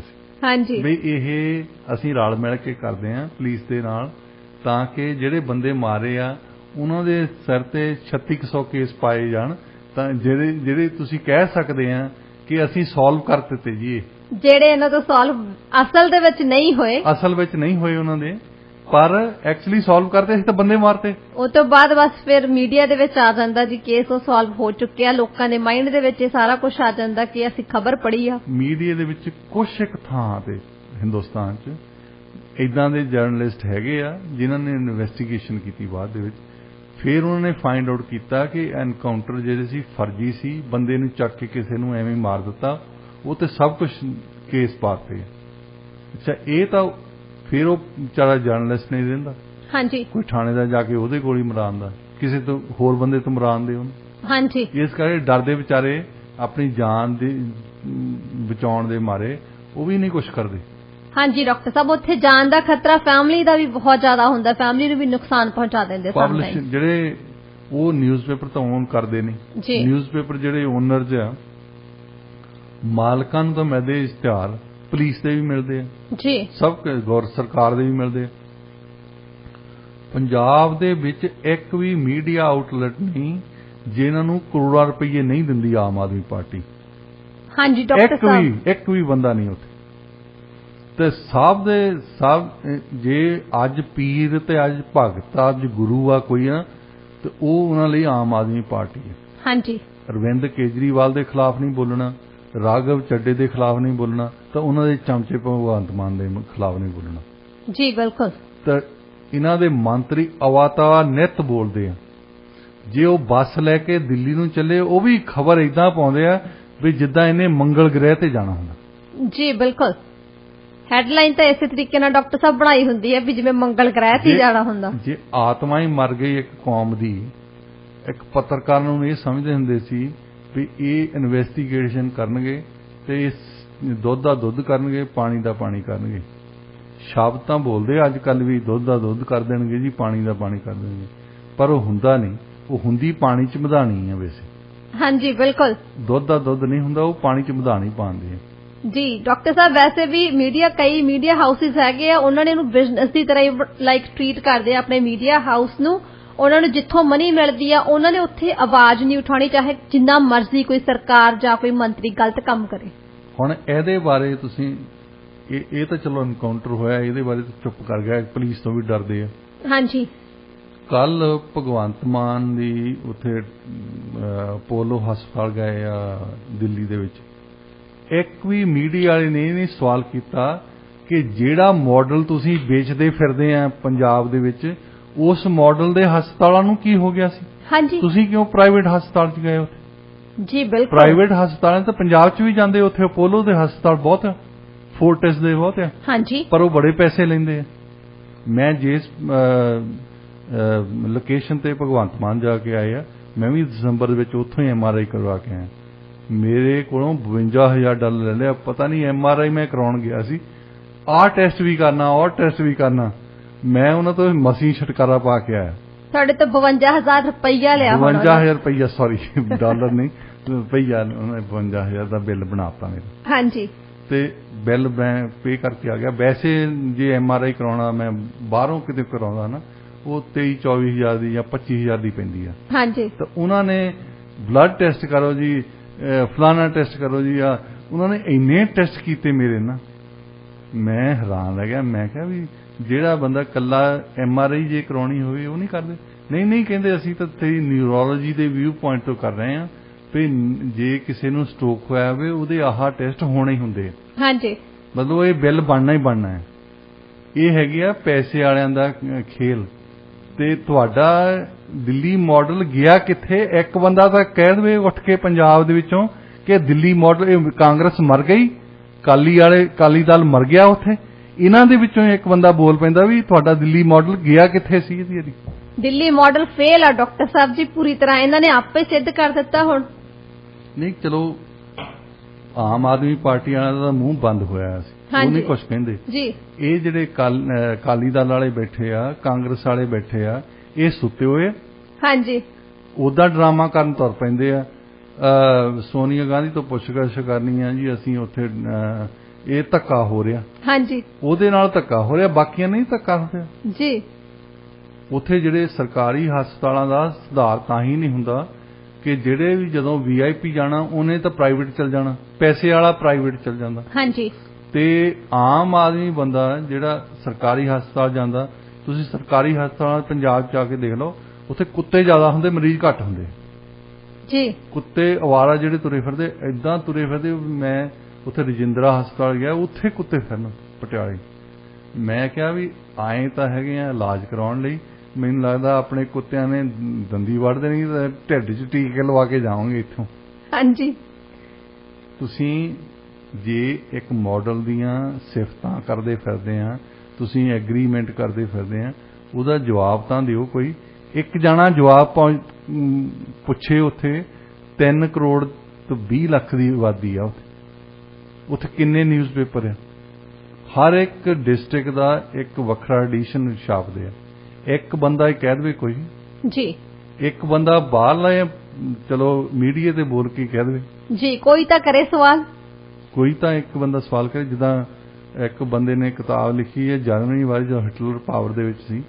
ਉਹ ਕਹਿੰਦਾ ਮੈਨੂੰ ਹੈਰਾਨੀ ਇਹ ਆ ਵੀ ਜਿਹੜੀ ਟ੍ਰੇਨ ਭਰ ਕੇ ਹਮੇਸ਼ਾ ਯਹੂਦੀਆਂ ਦੀ ਲੈ ਕੇ ਜਾਂਦੇ ਸੀ, ਪਤਾ ਸੀ ਸਾਰਿਆਂ ਨੂੰ ਵੀ ਇਹਨੂੰ ਮਾਰਨ ਚੱਲੇ ਆ, ਉਹਨੂੰ ਗੈਸ ਚੇਂਬਰ 'ਚ ਪਾਉਂਦੇ ਸੀ ਤਾਂ ਉੱਥੇ ਮਾਰ ਦਿੰਦੇ ਸੀ।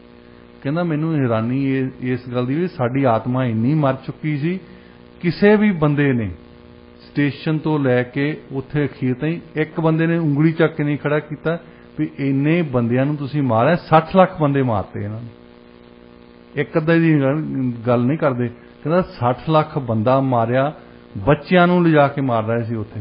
ਕਹਿੰਦਾ ਇੱਕ ਬੰਦੇ, ਮੈਨੂੰ ਇਸ ਗੱਲ ਤੇ ਕਹਿੰਦਾ ਗੁੱਸਾ ਆਇਆ ਵੀ ਇੱਕ ਬੰਦੇ ਦੀ ਆਤਮਾ ਨਹੀਂ ਉੱਠੀ ਜਿਹੜੀ ਉਂਗਲੀ ਕਰਕੇ ਖੜੀ ਕਰਕੇ ਕਹਿ ਦੇਵੇ ਕਿ ਇਹਨਾਂ ਬੰਦਿਆਂ ਨੂੰ ਲੈ ਕੇ ਕਿਉਂ ਚੱਲੇ, ਹਾਂਜੀ, ਕਿਉਂ ਮਾਰ ਰਹੇ ਹੋ। ਉੱਥੇ ਇੱਕ ਬੰਦਾ ਤਾਂ ਸਵਾਲ ਕਰਕੇ ਦੇਖੇ, ਕਿਸੇ ਦੀ ਤਾਂ ਜ਼ਮੀਰ ਅਲਾਉ ਕਰੇ, ਕਿਸੇ ਦੀ ਤਾਂ ਜ਼ਮੀਰ ਜ਼ਿੰਦਾ ਹੋਵੇ। ਸਭ ਤੋਂ ਵੱਡੀ ਗੱਲ ਹੈ ਉੱਥੇ ਕਹਿੰਦੇ ਕਰਪਸ਼ਨ ਖਤਮ ਕਰ ਦੇਣੀ, ਨਹੀਂ ਜ਼ਮੀਰ ਖਤਮ ਹੋਈ ਆ, ਜ਼ਮੀਰ ਨੂੰ ਜਗਾਓ ਆਪਣੀ ਨੂੰ। ਹਾਂਜੀ, ਜ਼ਮੀਰ ਮਰੀ ਆ, ਇੱਥੇ ਵੀ ਮਰੀ ਆ, ਉੱਥੇ ਵੀ ਮਰੀ ਹੈ। ਜੀ ਬਿਲਕੁਲ, ਕੋਈ ਸਵਾਲ ਹੀ ਨਹੀਂ ਕਰਨ ਵਾਲਾ। ਇਹ ਜ਼ਰੂਰੀ ਨਹੀਂ ਵੀ ਸਾਨੂੰ ਸਾਡੇ ਤੋਂ ਸਾਰੇ ਸਵਾਲਾਂ ਦੇ ਜਵਾਬ ਹੋਣ, ਪਰ ਸਵਾਲ ਤਾਂ ਕਰੀਏ ਨਾ। ਹਾਂਜੀ, ਜੇ ਸਵਾਲ ਹੀ ਨਹੀਂ ਕਰਨ ਜੋਗੇ ਤਾਂ ਜਵਾਬ ਕਿੱਥੋਂ ਮਿਲਣਾ। ਜੀ ਬਿਲਕੁਲ, ਤੁਸੀਂ ਬਿਲਕੁਲ ਸਹੀ ਕਿਹਾ ਡਾਕਟਰ ਸਾਹਿਬ। ਜਦੋਂ ਤੱਕ ਸਵਾਲ ਕੋਈ ਨਹੀਂ ਕਰੂਗਾ ਉਦੋਂ ਤੱਕ ਕਿਸੇ ਵੀ ਚੀਜ਼ ਦਾ ਜਵਾਬ ਨਹੀਂ ਮਿਲਣਾ। ਤੇ ਫਿਰ ਜੇ ਆਪਾਂ ਗੱਲਾਂ ਕਰਦੇ ਕਿ ਕਰਪਸ਼ਨ ਖਤਮ ਹੋ ਜਾਣੀ ਹੈ ਤਾਂ ਸਿਸਟਮ ਠੀਕ ਹੋ ਜਾਊਗਾ, ਕਿਸ ਤਰ੍ਹਾਂ ਹੋਊਗਾ, ਨਹੀਂ ਹੋਊਗਾ। ਹੁਣ ਜਦੋਂ ਇਹਨਾਂ ਦੀ ਸਰਕਾਰ ਬਣੀ ਸੀ, 2 ਹਫ਼ਤਿਆਂ ਬਾਅਦ ਅਰਵਿੰਦ ਕੇਜਰੀਵਾਲ ਗੁਜਰਾਤ ਦੇ ਵਿੱਚ ਬੋਲਿਆ, ਕਹਿੰਦਾ ਆਮ ਆਦਮੀ ਪਾਰਟੀ ਨੇ 2 ਹਫ਼ਤਿਆਂ ਦੇ ਵਿੱਚ ਉੱਥੇ ਰਿਸ਼ਵਤ ਖਤਮ ਕਰਤੀ। ਹਾਂਜੀ, ਉਦੋਂ ਬਾਅਦ ਫਿਰ ਇਹਨਾਂ ਦਾ ਆਪਣਾ ਹੀ ਮੰਤਰੀ ਇਹਨਾਂ ਨੇ ਲਾਤਾ ਵੀ ਉਹ ਰਿਸ਼ਵਤ ਲੈਂਦਾ ਸੀ। ਉਹ ਤੋਂ ਬਾਅਦ ਦੇਖੋ ਜਦੋਂ ਇਹਨਾਂ ਦਾ ਆਪਣਾ ਮੰਤਰੀ ਇਹਨਾਂ ਨੇ ਲਾਹਿਆ, ਫਿਰ ਵੀ ਸਾਰਾ ਕ੍ਰੈਡਿਟ ਆਪੇ ਲਿਆ ਕਿ ਅਸੀਂ ਤਾਂ ਆਪਣੇ ਮੰਤਰੀ ਨੂੰ ਨਹੀਂ ਬਖਸ਼ਦੇ। ਹੁਣ 3 ਮਹੀਨਿਆਂ ਬਾਅਦ ਤੁਸੀਂ ਖਬਰਾਂ ਪੜ੍ਹੋ, ਕ੍ਰੈਡਿਟ ਆਪੇ ਲਿਆ ਕਿ ਅਸੀਂ ਤਾਂ ਆਪਣੇ ਮੰਤਰੀ ਨੂੰ ਨਹੀਂ ਬਖਸ਼ਦੇ। ਹੁਣ 3 ਮਹੀਨਿਆਂ ਬਾਅਦ ਤੁਸੀਂ ਖਬਰਾਂ ਪੜ੍ਹੋ, ਕ੍ਰੈਡਿਟ ਆਪੇ ਲਿਆ ਕਿ ਅਸੀਂ ਤਾਂ ਆਪਣੇ ਮੰਤਰੀ ਨੂੰ ਨਹੀਂ ਬਖਸ਼ਦੇ। ਹੁਣ 3 ਮਹੀਨਿਆਂ ਬਾਅਦ ਤੁਸੀਂ ਖਬਰਾਂ ਪੜ੍ਹੋ, ਹੁਣ ਕੋਈ ਨਾ ਕੋਈ ਆਂਦੀ ਹੈ ਫਲਾਣੇ ਥਾਂ ਰਿਸ਼ਵਤ ਲੈਂਦਾ ਫੜਾ ਗਿਆ, ਫਲਾਣੇ ਅੱਗੇ ਵੀ ਇਦਾਂ ਹੀ ਹੁੰਦੀ ਸੀ। ਅਖਬਾਰਾਂ ਦੇ ਵਿੱਚ ਖਬਰਾਂ ਛਪਦੀਆਂ ਹੁੰਦੀਆਂ, ਫਲਾਣੇ ਜਿਹਨੇ ਬੰਦੇ ਨੇ ਨਹੀਂ ਪੈਸੇ ਦਿੱਤੇ ਉਹਦੀ ਖਬਰ ਛਪਣੀ। ਹਾਂਜੀ, ਵੀ ਤੁਸੀਂ ਰਿਸ਼ਵਤ ਲੈਂਦੇ ਫੜੇ ਗਏ। ਹਾਂਜੀ ਬਿਲਕੁਲ। ਅੱਛਾ, ਜੇ 2 ਹਫ਼ਤਿਆਂ 'ਚ ਖਤਮ ਕਰਤੀ ਹੁਣ ਕਿੱਥੋਂ ਆ ਗਏ। ਹਾਂਜੀ ਬਿਲਕੁਲ ਸਹੀ ਕਿਹਾ ਡਾਕਟਰ ਸਾਹਿਬ। ਕੇਜਰੀਵਾਲ ਨੂੰ ਇੱਕ ਮੇਰਾ ਦੋਸਤ ਕਹਿੰਦਾ ਵੀ ਇਹ ਸਭ ਤੋਂ ਜ਼ਿਆਦਾ ਝੂਠ ਬੋਲਦਾ ਹੈ। ਮੈਂ ਕਿਹਾ ਯਾਰ ਮੈਂ ਝੂਠ ਬੋਲਦੇ ਤਾਂ ਸਹਿਮਤ ਆ, ਸਭ ਤੋਂ ਜ਼ਿਆਦਾ ਨਹੀਂ ਬੋਲਦਾ, ਇੱਥੇ ਬਹੁਤ ਵੱਡੇ ਮਦੱਬਰ ਬੈਠੇ ਆ। ਹਾਂਜੀ, ਇਹਦੇ ਵਿੱਚ ਮੁਕਾਬਲਾ ਕਰਾਉਣਾ ਪੈਣਾ ਵੀ ਨੋਬਲ ਪ੍ਰਾਈਜ਼ ਕਿਹਨੂੰ ਦੇਣਾ। ਹਾਂਜੀ ਡਾਕਟਰ ਸਾਹਿਬ ਬਿਲਕੁਲ। ਇਸ ਸਮੇਂ ਤੁਸੀਂ ਸੁਣ ਰਹੇ ਹੋ radio India KRPA 1110 AM। Doctor ਸਾਹਿਬ ਹੁਣ ਗੱਲ ਕਰਦੇ ਹਾਂ ਜੀ ਆਪਾਂ ਇਟਲੀ ਦੀ। ਇਟਲੀ ਦੇ ਪ੍ਰਧਾਨ ਮੰਤਰੀ ਨੇ ਆਪਣਾ ਅਸਤੀਫਾ ਦੇ ਦਿੱਤਾ ਹੈਗਾ। ਇਸ ਨਾਜ਼ੁਕ ਸਮੇਂ ਦੇ ਵਿੱਚ ਇਟਲੀ ਅਤੇ ਯੂਰਪ ਲਈ ਹੁਣ ਇੱਕ ਅਨਿਸ਼ਚਿਤਤਾ ਦਾ ਇੱਕ ਨਵਾਂ ਦੌਰ ਜਿਹਾ ਸ਼ੁਰੂ ਹੋ ਰਿਹਾ ਇਸ ਦੇ ਨਾਲ ਹੀ, ਤੇ ਜਲਦੀ ਹੁਣ ਚੋਣਾਂ ਕਰਵਾਉਣ ਦੀ ਸੰਭਾਵਨਾ ਦੇ ਸੰਕੇਤ ਵੀ ਉਹਨਾਂ ਨੇ ਦਿੱਤੇ ਨੇ। ਇਸ ਬਾਰੇ ਤੁਸੀਂ ਕਿਸ ਤਰ੍ਹਾਂ ਦੇਖਦੇ ਹੋ ਸਾਰਾ ਕੁਝ, ਹਾਲਾਤਾਂ ਨੂੰ? ਅਜੇ 3 ਹਫ਼ਤੇ ਹੋਏ ਆ, ਦੇਖ ਲਓ G7 ਦੇ ਲੀਡਰ ਇਕੱਠੇ ਹੋਏ ਸੀ ਨਾ, ਕਿੱਦਾਂ ਫੋਟੋ ਖਿਚਾਉਂਦੇ ਸੀ। ਹਾਂਜੀ, 3 ਹਫ਼ਤਿਆਂ ਦੇ ਵਿੱਚ 3 ਬੰਦੇ ਜਾਂਦੇ ਲੱਗੇ, ਇੱਕ ਤਾਂ ਮਰ ਗਿਆ।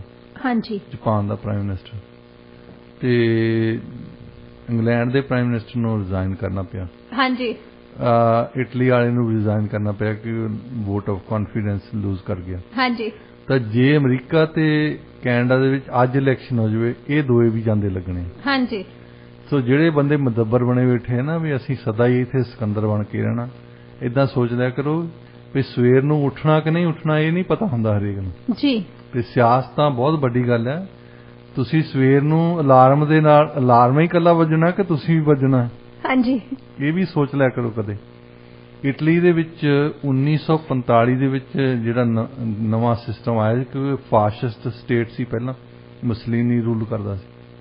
ਉਸ ਤੋਂ ਬਾਅਦ ਵਰਲਡ ਵਾਰ 2 ਤੋਂ ਅੱਜ ਤਾਈਂ 69 ਸਰਕਾਰਾਂ ਬਦਲ ਚੁੱਕੀਆਂ ਇਹਨਾਂ ਦੀਆਂ। ਉਹ ਸਿਰਫ ਤੇ ਸਿਰਫ ਇਹਨਾਂ ਦੇ ਪ੍ਰਪੋਰਸ਼ਨਲ ਰੈਪਰੈਜ਼ੈਂਟੇਸ਼ਨ ਜਿਹੜਾ ਸਿਸਟਮ ਹੈ, ਜਿੱਦਾਂ ਇਹਨਾਂ ਚੁਣਦੇ ਆ ਉਹਦਾ ਕਰਕੇ ਆ। ਐਵਰੇਜ ਇੱਕ ਸਰਕਾਰ 23 ਮਹੀਨੇ ਕੱਟਦੀ ਹੈ, ਇਸ ਕਰਕੇ 69 ਵਾਰੇ ਉਹਨਾਂ ਦੇ ਇਲੈਕਸ਼ਨ ਆਪਣੇ ਸਰਕਾਰਾਂ ਟੁੱਟ ਚੁੱਕੀਆਂ। ਸਰਕਾਰ ਬਣਦੀ ਆ ਕਈ ਵਾਰੀ 2 ਹਫ਼ਤਿਆਂ 'ਚ ਹੀ ਟੁੱਟ ਜਾਂਦੀ। ਅੱਜ ਤਾਈਂ ਕਦੇ ਵੀ ਕਿਸੇ ਇੱਕ ਪਾਰਟੀ ਨੇ ਮੈਜੋਰਟੀ ਨਹੀਂ ਲਈ, ਬਹੁਤ ਗਿਣਤੀ ਵਾਲੀ ਸਰਕਾਰ ਨਹੀਂ ਬਣਦੀ। ਹੁਣ ਇਹਦੇ ਪਿੱਛੇ ਸਮਝਣ ਦੀ ਗੱਲ ਹੈ ਕਿ ਇਲੈਕਟੋਰਲ ਸਿਸਟਮ ਜਿੱਦਾਂ ਅਸੀਂ ਚੁਣਦੇ ਹਾਂ ਨੁਮਾਇੰਦਿਆਂ ਨੂੰ, ਇਹ ਕਈ ਤਰੀਕੇ ਦੇ ਹੈਗੇ ਆ, ਪਰ ਦੁਨੀਆ ਭਰ ਦੇ ਵਿੱਚ ਜ਼ਿਆਦਾ 2 ਤਰ੍ਹਾਂ ਦੇ ਆ। ਇੱਕ ਤਾਂ ਸਾਡਾ ਸਿਸਟਮ ਹੈ, ਹਾਂਜੀ, ਫਰਸਟ ਪਾਸਟ ਪੋਸਟ ਜੀ, ਇਹਦੇ ਵਿੱਚ ਮੈਜੋਰਟੀ ਲੈਣ ਦੀ ਲੋੜ ਨਹੀਂ, ਕੁਛ ਨਹੀਂ ਲੈਣ ਦੀ। ਇੱਕ ਵੋਟ ਤੁਹਾਡੀ ਤੁਹਾਡੇ ਤੋਂ ਜਿਹੜਾ ਨੀਅਰੈਸਟ ਰਾਈਵਲ ਆ ਨਾ, ਉਹ ਤੋਂ ਤੁਹਾਡੀ ਇੱਕ ਵੋਟ ਜ਼ਿਆਦਾ ਤੁਸੀਂ ਜਿੱਤ ਜਾਣੇ। ਜਿਹੜਾ ਇੱਕ ਵੋਟ ਘੱਟ ਲੈ ਗਿਆ ਉਹ ਹਾਰ ਗਿਆ। ਹਾਂਜੀ, ਅੱਛਾ, ਉਹਨੂੰ ਫਿਰ ਲੂਜ਼ਰ ਕਹਿਣ ਲੱਗ ਪੈਂਦੇ ਆ, ਇਹ ਲੂਜ਼ ਕਰ ਗਿਆ। ਇੱਕ ਵੋਟ ਘੱਟ ਹੁੰਦੀ ਉਹਦੀ। ਹਾਂਜੀ, ਤੇ ਇਹਦੇ ਵਿੱਚ ਇਹਦੀ ਐਡਵਾਂਟੇਜ ਇਹ ਆ ਕਿ ਇਹਦੇ ਵਿੱਚ ਸਥਿਰ ਸਰਕਾਰਾਂ ਬਣਦੀਆਂ, ਮੈਜੋਰਟੀ ਸਰਕਾਰਾਂ ਇਹਦੇ ਵਿੱਚ ਹੀ ਬਣਦੀਆਂ, ਕਿਉਂਕਿ ਤੁਹਾਨੂੰ ਲੋੜ ਹੀ ਨਹੀਂ 50% ਲਿਜਾਣ ਦੀ। 50% ਕਿਸੇ ਨੂੰ ਵੀ ਮਿਲਦਾ ਨਹੀਂ। ਈਵਨ ਜਿਹੜੀ ਪਾਰਟੀ ਬਹੁਤ ਹੀ ਤਾਨ ਚੜੀ ਹੁੰਦੀ ਨਾ, ਤੁਸੀਂ ਆਮ ਆਦਮੀ ਪਾਰਟੀ ਦੀ ਸਿਫਤਾਂ ਕਰਦੇ ਪੰਜਾਬ ਦੇ ਵਿੱਚ 72% ਲੋਕੀ ਵੋਟ ਪਾਉਣਾ ਹੈ, ਉਹਦੇ ਵਿੱਚੋਂ ਵੀ ਇਹਨਾਂ ਨੂੰ 42% ਪਈਆਂ। ਹਾਂਜੀ, 50% ਨਹੀਂ ਮਿਲੀਆਂ। ਜਿਹੜੇ ਵੋਟ ਲੋਕੀ ਪਾਉਣ ਆਏ ਉਹਨਾਂ ਨੇ 58% ਨੇ ਇਹਨਾਂ ਦੇ ਖਿਲਾਫ ਪਾਈ ਹੈ। ਹਾਂਜੀ, ਅੱਛਾ, ਇਹਦੇ ਵਿੱਚ ਐਡਵਾਂਟੇਜ ਇਹ ਹੀ ਆ ਕਿ ਜਿਹਦਾ ਇੱਕ ਵੋਟ ਜ਼ਿਆਦਾ ਲੈ ਗਿਆ ਉਹ ਜਿੱਤ ਗਿਆ, ਤੇ ਉਹਦੇ ਨਾਲ ਫਿਰ ਮੈਜੋਰਟੀ ਸਰਕਾਰ ਬਣ ਜਾਂਦੀ ਹੈ ਹਮੇਸ਼ਾ ਹੀ। ਜਿਹੜਾ ਫਰਸਟ ਪਾਸਟ ਪੋਸਟ ਸਿਸਟਮ ਆ, ਚਲੋ ਬਦਕਿਸਮਤੀ ਆ ਜੀ, ਕਿਤੇ ਕਿਤੇ ਜਸਟਿਨ ਟਰੂਡੋ 2 ਵਾਰੀ ਇਹ ਹਾਰ ਚੁੱਕੇ ਆ। ਮਿਨੋਰਟੀ ਸਰਕਾਰ। ਹਾਂਜੀ, ਵੈਸੇ ਇਹਦਾ ਮਤਲਬ ਇਹ ਸੰਕੇਤ ਹੈ ਕਿ ਲੋਕੀ ਨਹੀਂ ਚਾਹੁੰਦੇ ਸੀ ਕਿ ਜਸਟਿਨ ਟਰੂਡੋ ਤੇ ਲਿਬਰਲ ਨੂੰ ਜਿੱਤਣ, ਪਰ ਜਿਹੜਾ ਆਲਟਰਨੇਟਿਵ ਸੀ ਉਹ ਇੰਨਾ ਮਾੜਾ ਸੀ ਨਾ, ਉਹ ਉਹਨਾਂ ਨੂੰ ਵੀ ਵੋਟ ਨਹੀਂ ਸੀ ਪਾਉਣੀ ਚਾਹੁੰਦੇ। ਉਹਨਾਂ ਕੋਲ ਆਪਸ਼ਨ ਕੋਈ ਹੈ ਨਹੀਂ ਸੀ, ਆਪਸ਼ਨ ਹੈ ਹੀ ਨਹੀਂ ਸੀ ਕੋਈ। ਇਸ ਕਰਕੇ ਉਹਨਾਂ ਨੇ ਵੋਟ 2 ਵਾਰੀ ਪਾਈ ਹੈ, 2 ਹੀ ਵਾਰੀ ਘੱਟ ਗਿਣਤੀ ਦੀ ਪਾਈ ਹੈ। ਹਾਂਜੀ, ਤੇ ਇਹ ਜਿਹੜਾ ਪ੍ਰਪੋਰਸ਼ਨਲ ਰੈਪਰੈਜ਼ੈਂਟੇਸ਼ਨ ਆ, ਇਹਦੇ ਵਿੱਚ ਇਸ ਤਰ੍ਹਾਂ ਕੀਤਾ ਜਾਂਦਾ ਕਿ ਜਿੰਨੀਆਂ ਪਰਸੈਂਟੇਜ ਤੁਹਾਨੂੰ ਵੋਟਾਂ ਦੀਆਂ ਪੈਣ ਨਾ, ਉਨੇ % ਤੁਹਾਨੂੰ ਸੀਟਾਂ ਮਿਲ ਜਾਂਦੀਆਂ। ਜਿੱਦਾਂ ਫਾਰ ਐਗਜ਼ਾਮਪਲ ਕਿਸੇ ਨੇ 5% ਕੈਨੇਡਾ ਦੇ ਵਿੱਚ ਵੋਟਾਂ ਲਈਆਂ ਨਾ, ਉਹਨੂੰ ਤਕਰੀਬਨ 3, 5, 15 ਤੇ 3, 2 ਹੋਰ 17, 18 MP ਮਿਲ ਜਾਣੇ ਉਹਨਾਂ ਨੂੰ। ਹਾਂਜੀ, ਤਾਂ ਵੈਸੇ ਜਿਹਨੇ 5% ਲਈਆਂ ਹੋਣ, ਜਿਹੜਾ ਸਾਡਾ ਸਿਸਟਮ ਹੈ ਹੁਣ, ਉਹਦੇ ਵਿੱਚ ਉਹਨਾਂ ਦਾ ਇੱਕ ਵੀ MP ਨਹੀਂ ਹੋਣਾ। ਹਾਂਜੀ, ਅਨਲੈਸ ਵੀ ਤੁਸੀਂ ਇੱਕ ਹੀ ਜਗ੍ਹਾ ਤੇ ਇੱਕ ਰਾਈਡਿੰਗ 'ਚ ਬਹੁਤ ਪਪੂਲਰ ਹੈ, ਵੈਸੇ ਇਦਾਂ ਹੁੰਦੀ ਨਹੀਂ ਕਦੇ। ਹਾਂਜੀ, ਹੁਣ ਬਾਰਨੀਏ ਦੀ ਇਹਦੇ ਵਿੱਚ ਇੱਕ ਮੈਂ ਬਾਰਨੀਏ ਤੇ ਵੀ ਆਉਣਾ। ਇੱਕ ਵੱਡੀ ਗੱਲ ਇਹ ਆ ਕਿ ਜਿਹੜੀਆਂ 3, 4% ਲੈਣ ਵਾਲੀਆਂ ਦੀਆਂ ਪਾਰਟੀਆਂ ਬਹੁਤ ਜ਼ਿਆਦਾ ਆ। ਹੁਣ ਇੱਥੇ ਕੋਈ ਵੀ ਬੰਦਾ, ਮੈਂ ਤੁਹਾਨੂੰ ਦੱਸ ਦਿੰਦਾ, ਇੱਥੇ ਉੱਠ ਕੇ ਕਹਿ ਦੇਵੇ ਕਿ ਪੰਜਾਬੀ ਬੰਦੇ ਨਹੀਂ ਆਉਣੇ ਚਾਹੀਦੇ, ਉਹਨੂੰ ਵੀ ਵੋਟਾਂ ਮਿਲ ਜਾਣਗੀਆਂ, ਉਸ ਪਾਰਟੀ ਨੂੰ ਵੋਟਾਂ ਮਿਲ ਜਾਣਗੀਆਂ, ਉਸ ਪਾਰਟੀ ਨੂੰ 7-8% ਵੀ ਵੋਟਾਂ ਮਿਲ ਜਾਣਗੀਆਂ। ਅੱਛਾ, ਉਸ ਸਿਸਟਮ ਦਾ ਫਾਇਦਾ ਇਹ ਆ ਸਾਨੂੰ, ਸਾਡੇ ਵਰਗੇ ਬੰਦਿਆਂ ਨੂੰ, ਘੱਟ ਗਿਣਤੀਆਂ ਨੂੰ, ਕਿ ਇਦਾਂ ਦੇ ਨਸਲੀ ਬੰਦੇ ਵੀ ਪਾਰਲੀਮੈਂਟ ਜਾ ਵੜਦੇ। ਹਾਂਜੀ, ਜਦੋਂ ਪਾਰਲੀਮੈਂਟ ਚਲ ਗਏ ਫਿਰ ਇਹਨਾਂ ਨੂੰ ਪਲੇਟਫਾਰਮ ਮਿਲ ਜਾਂਦਾ।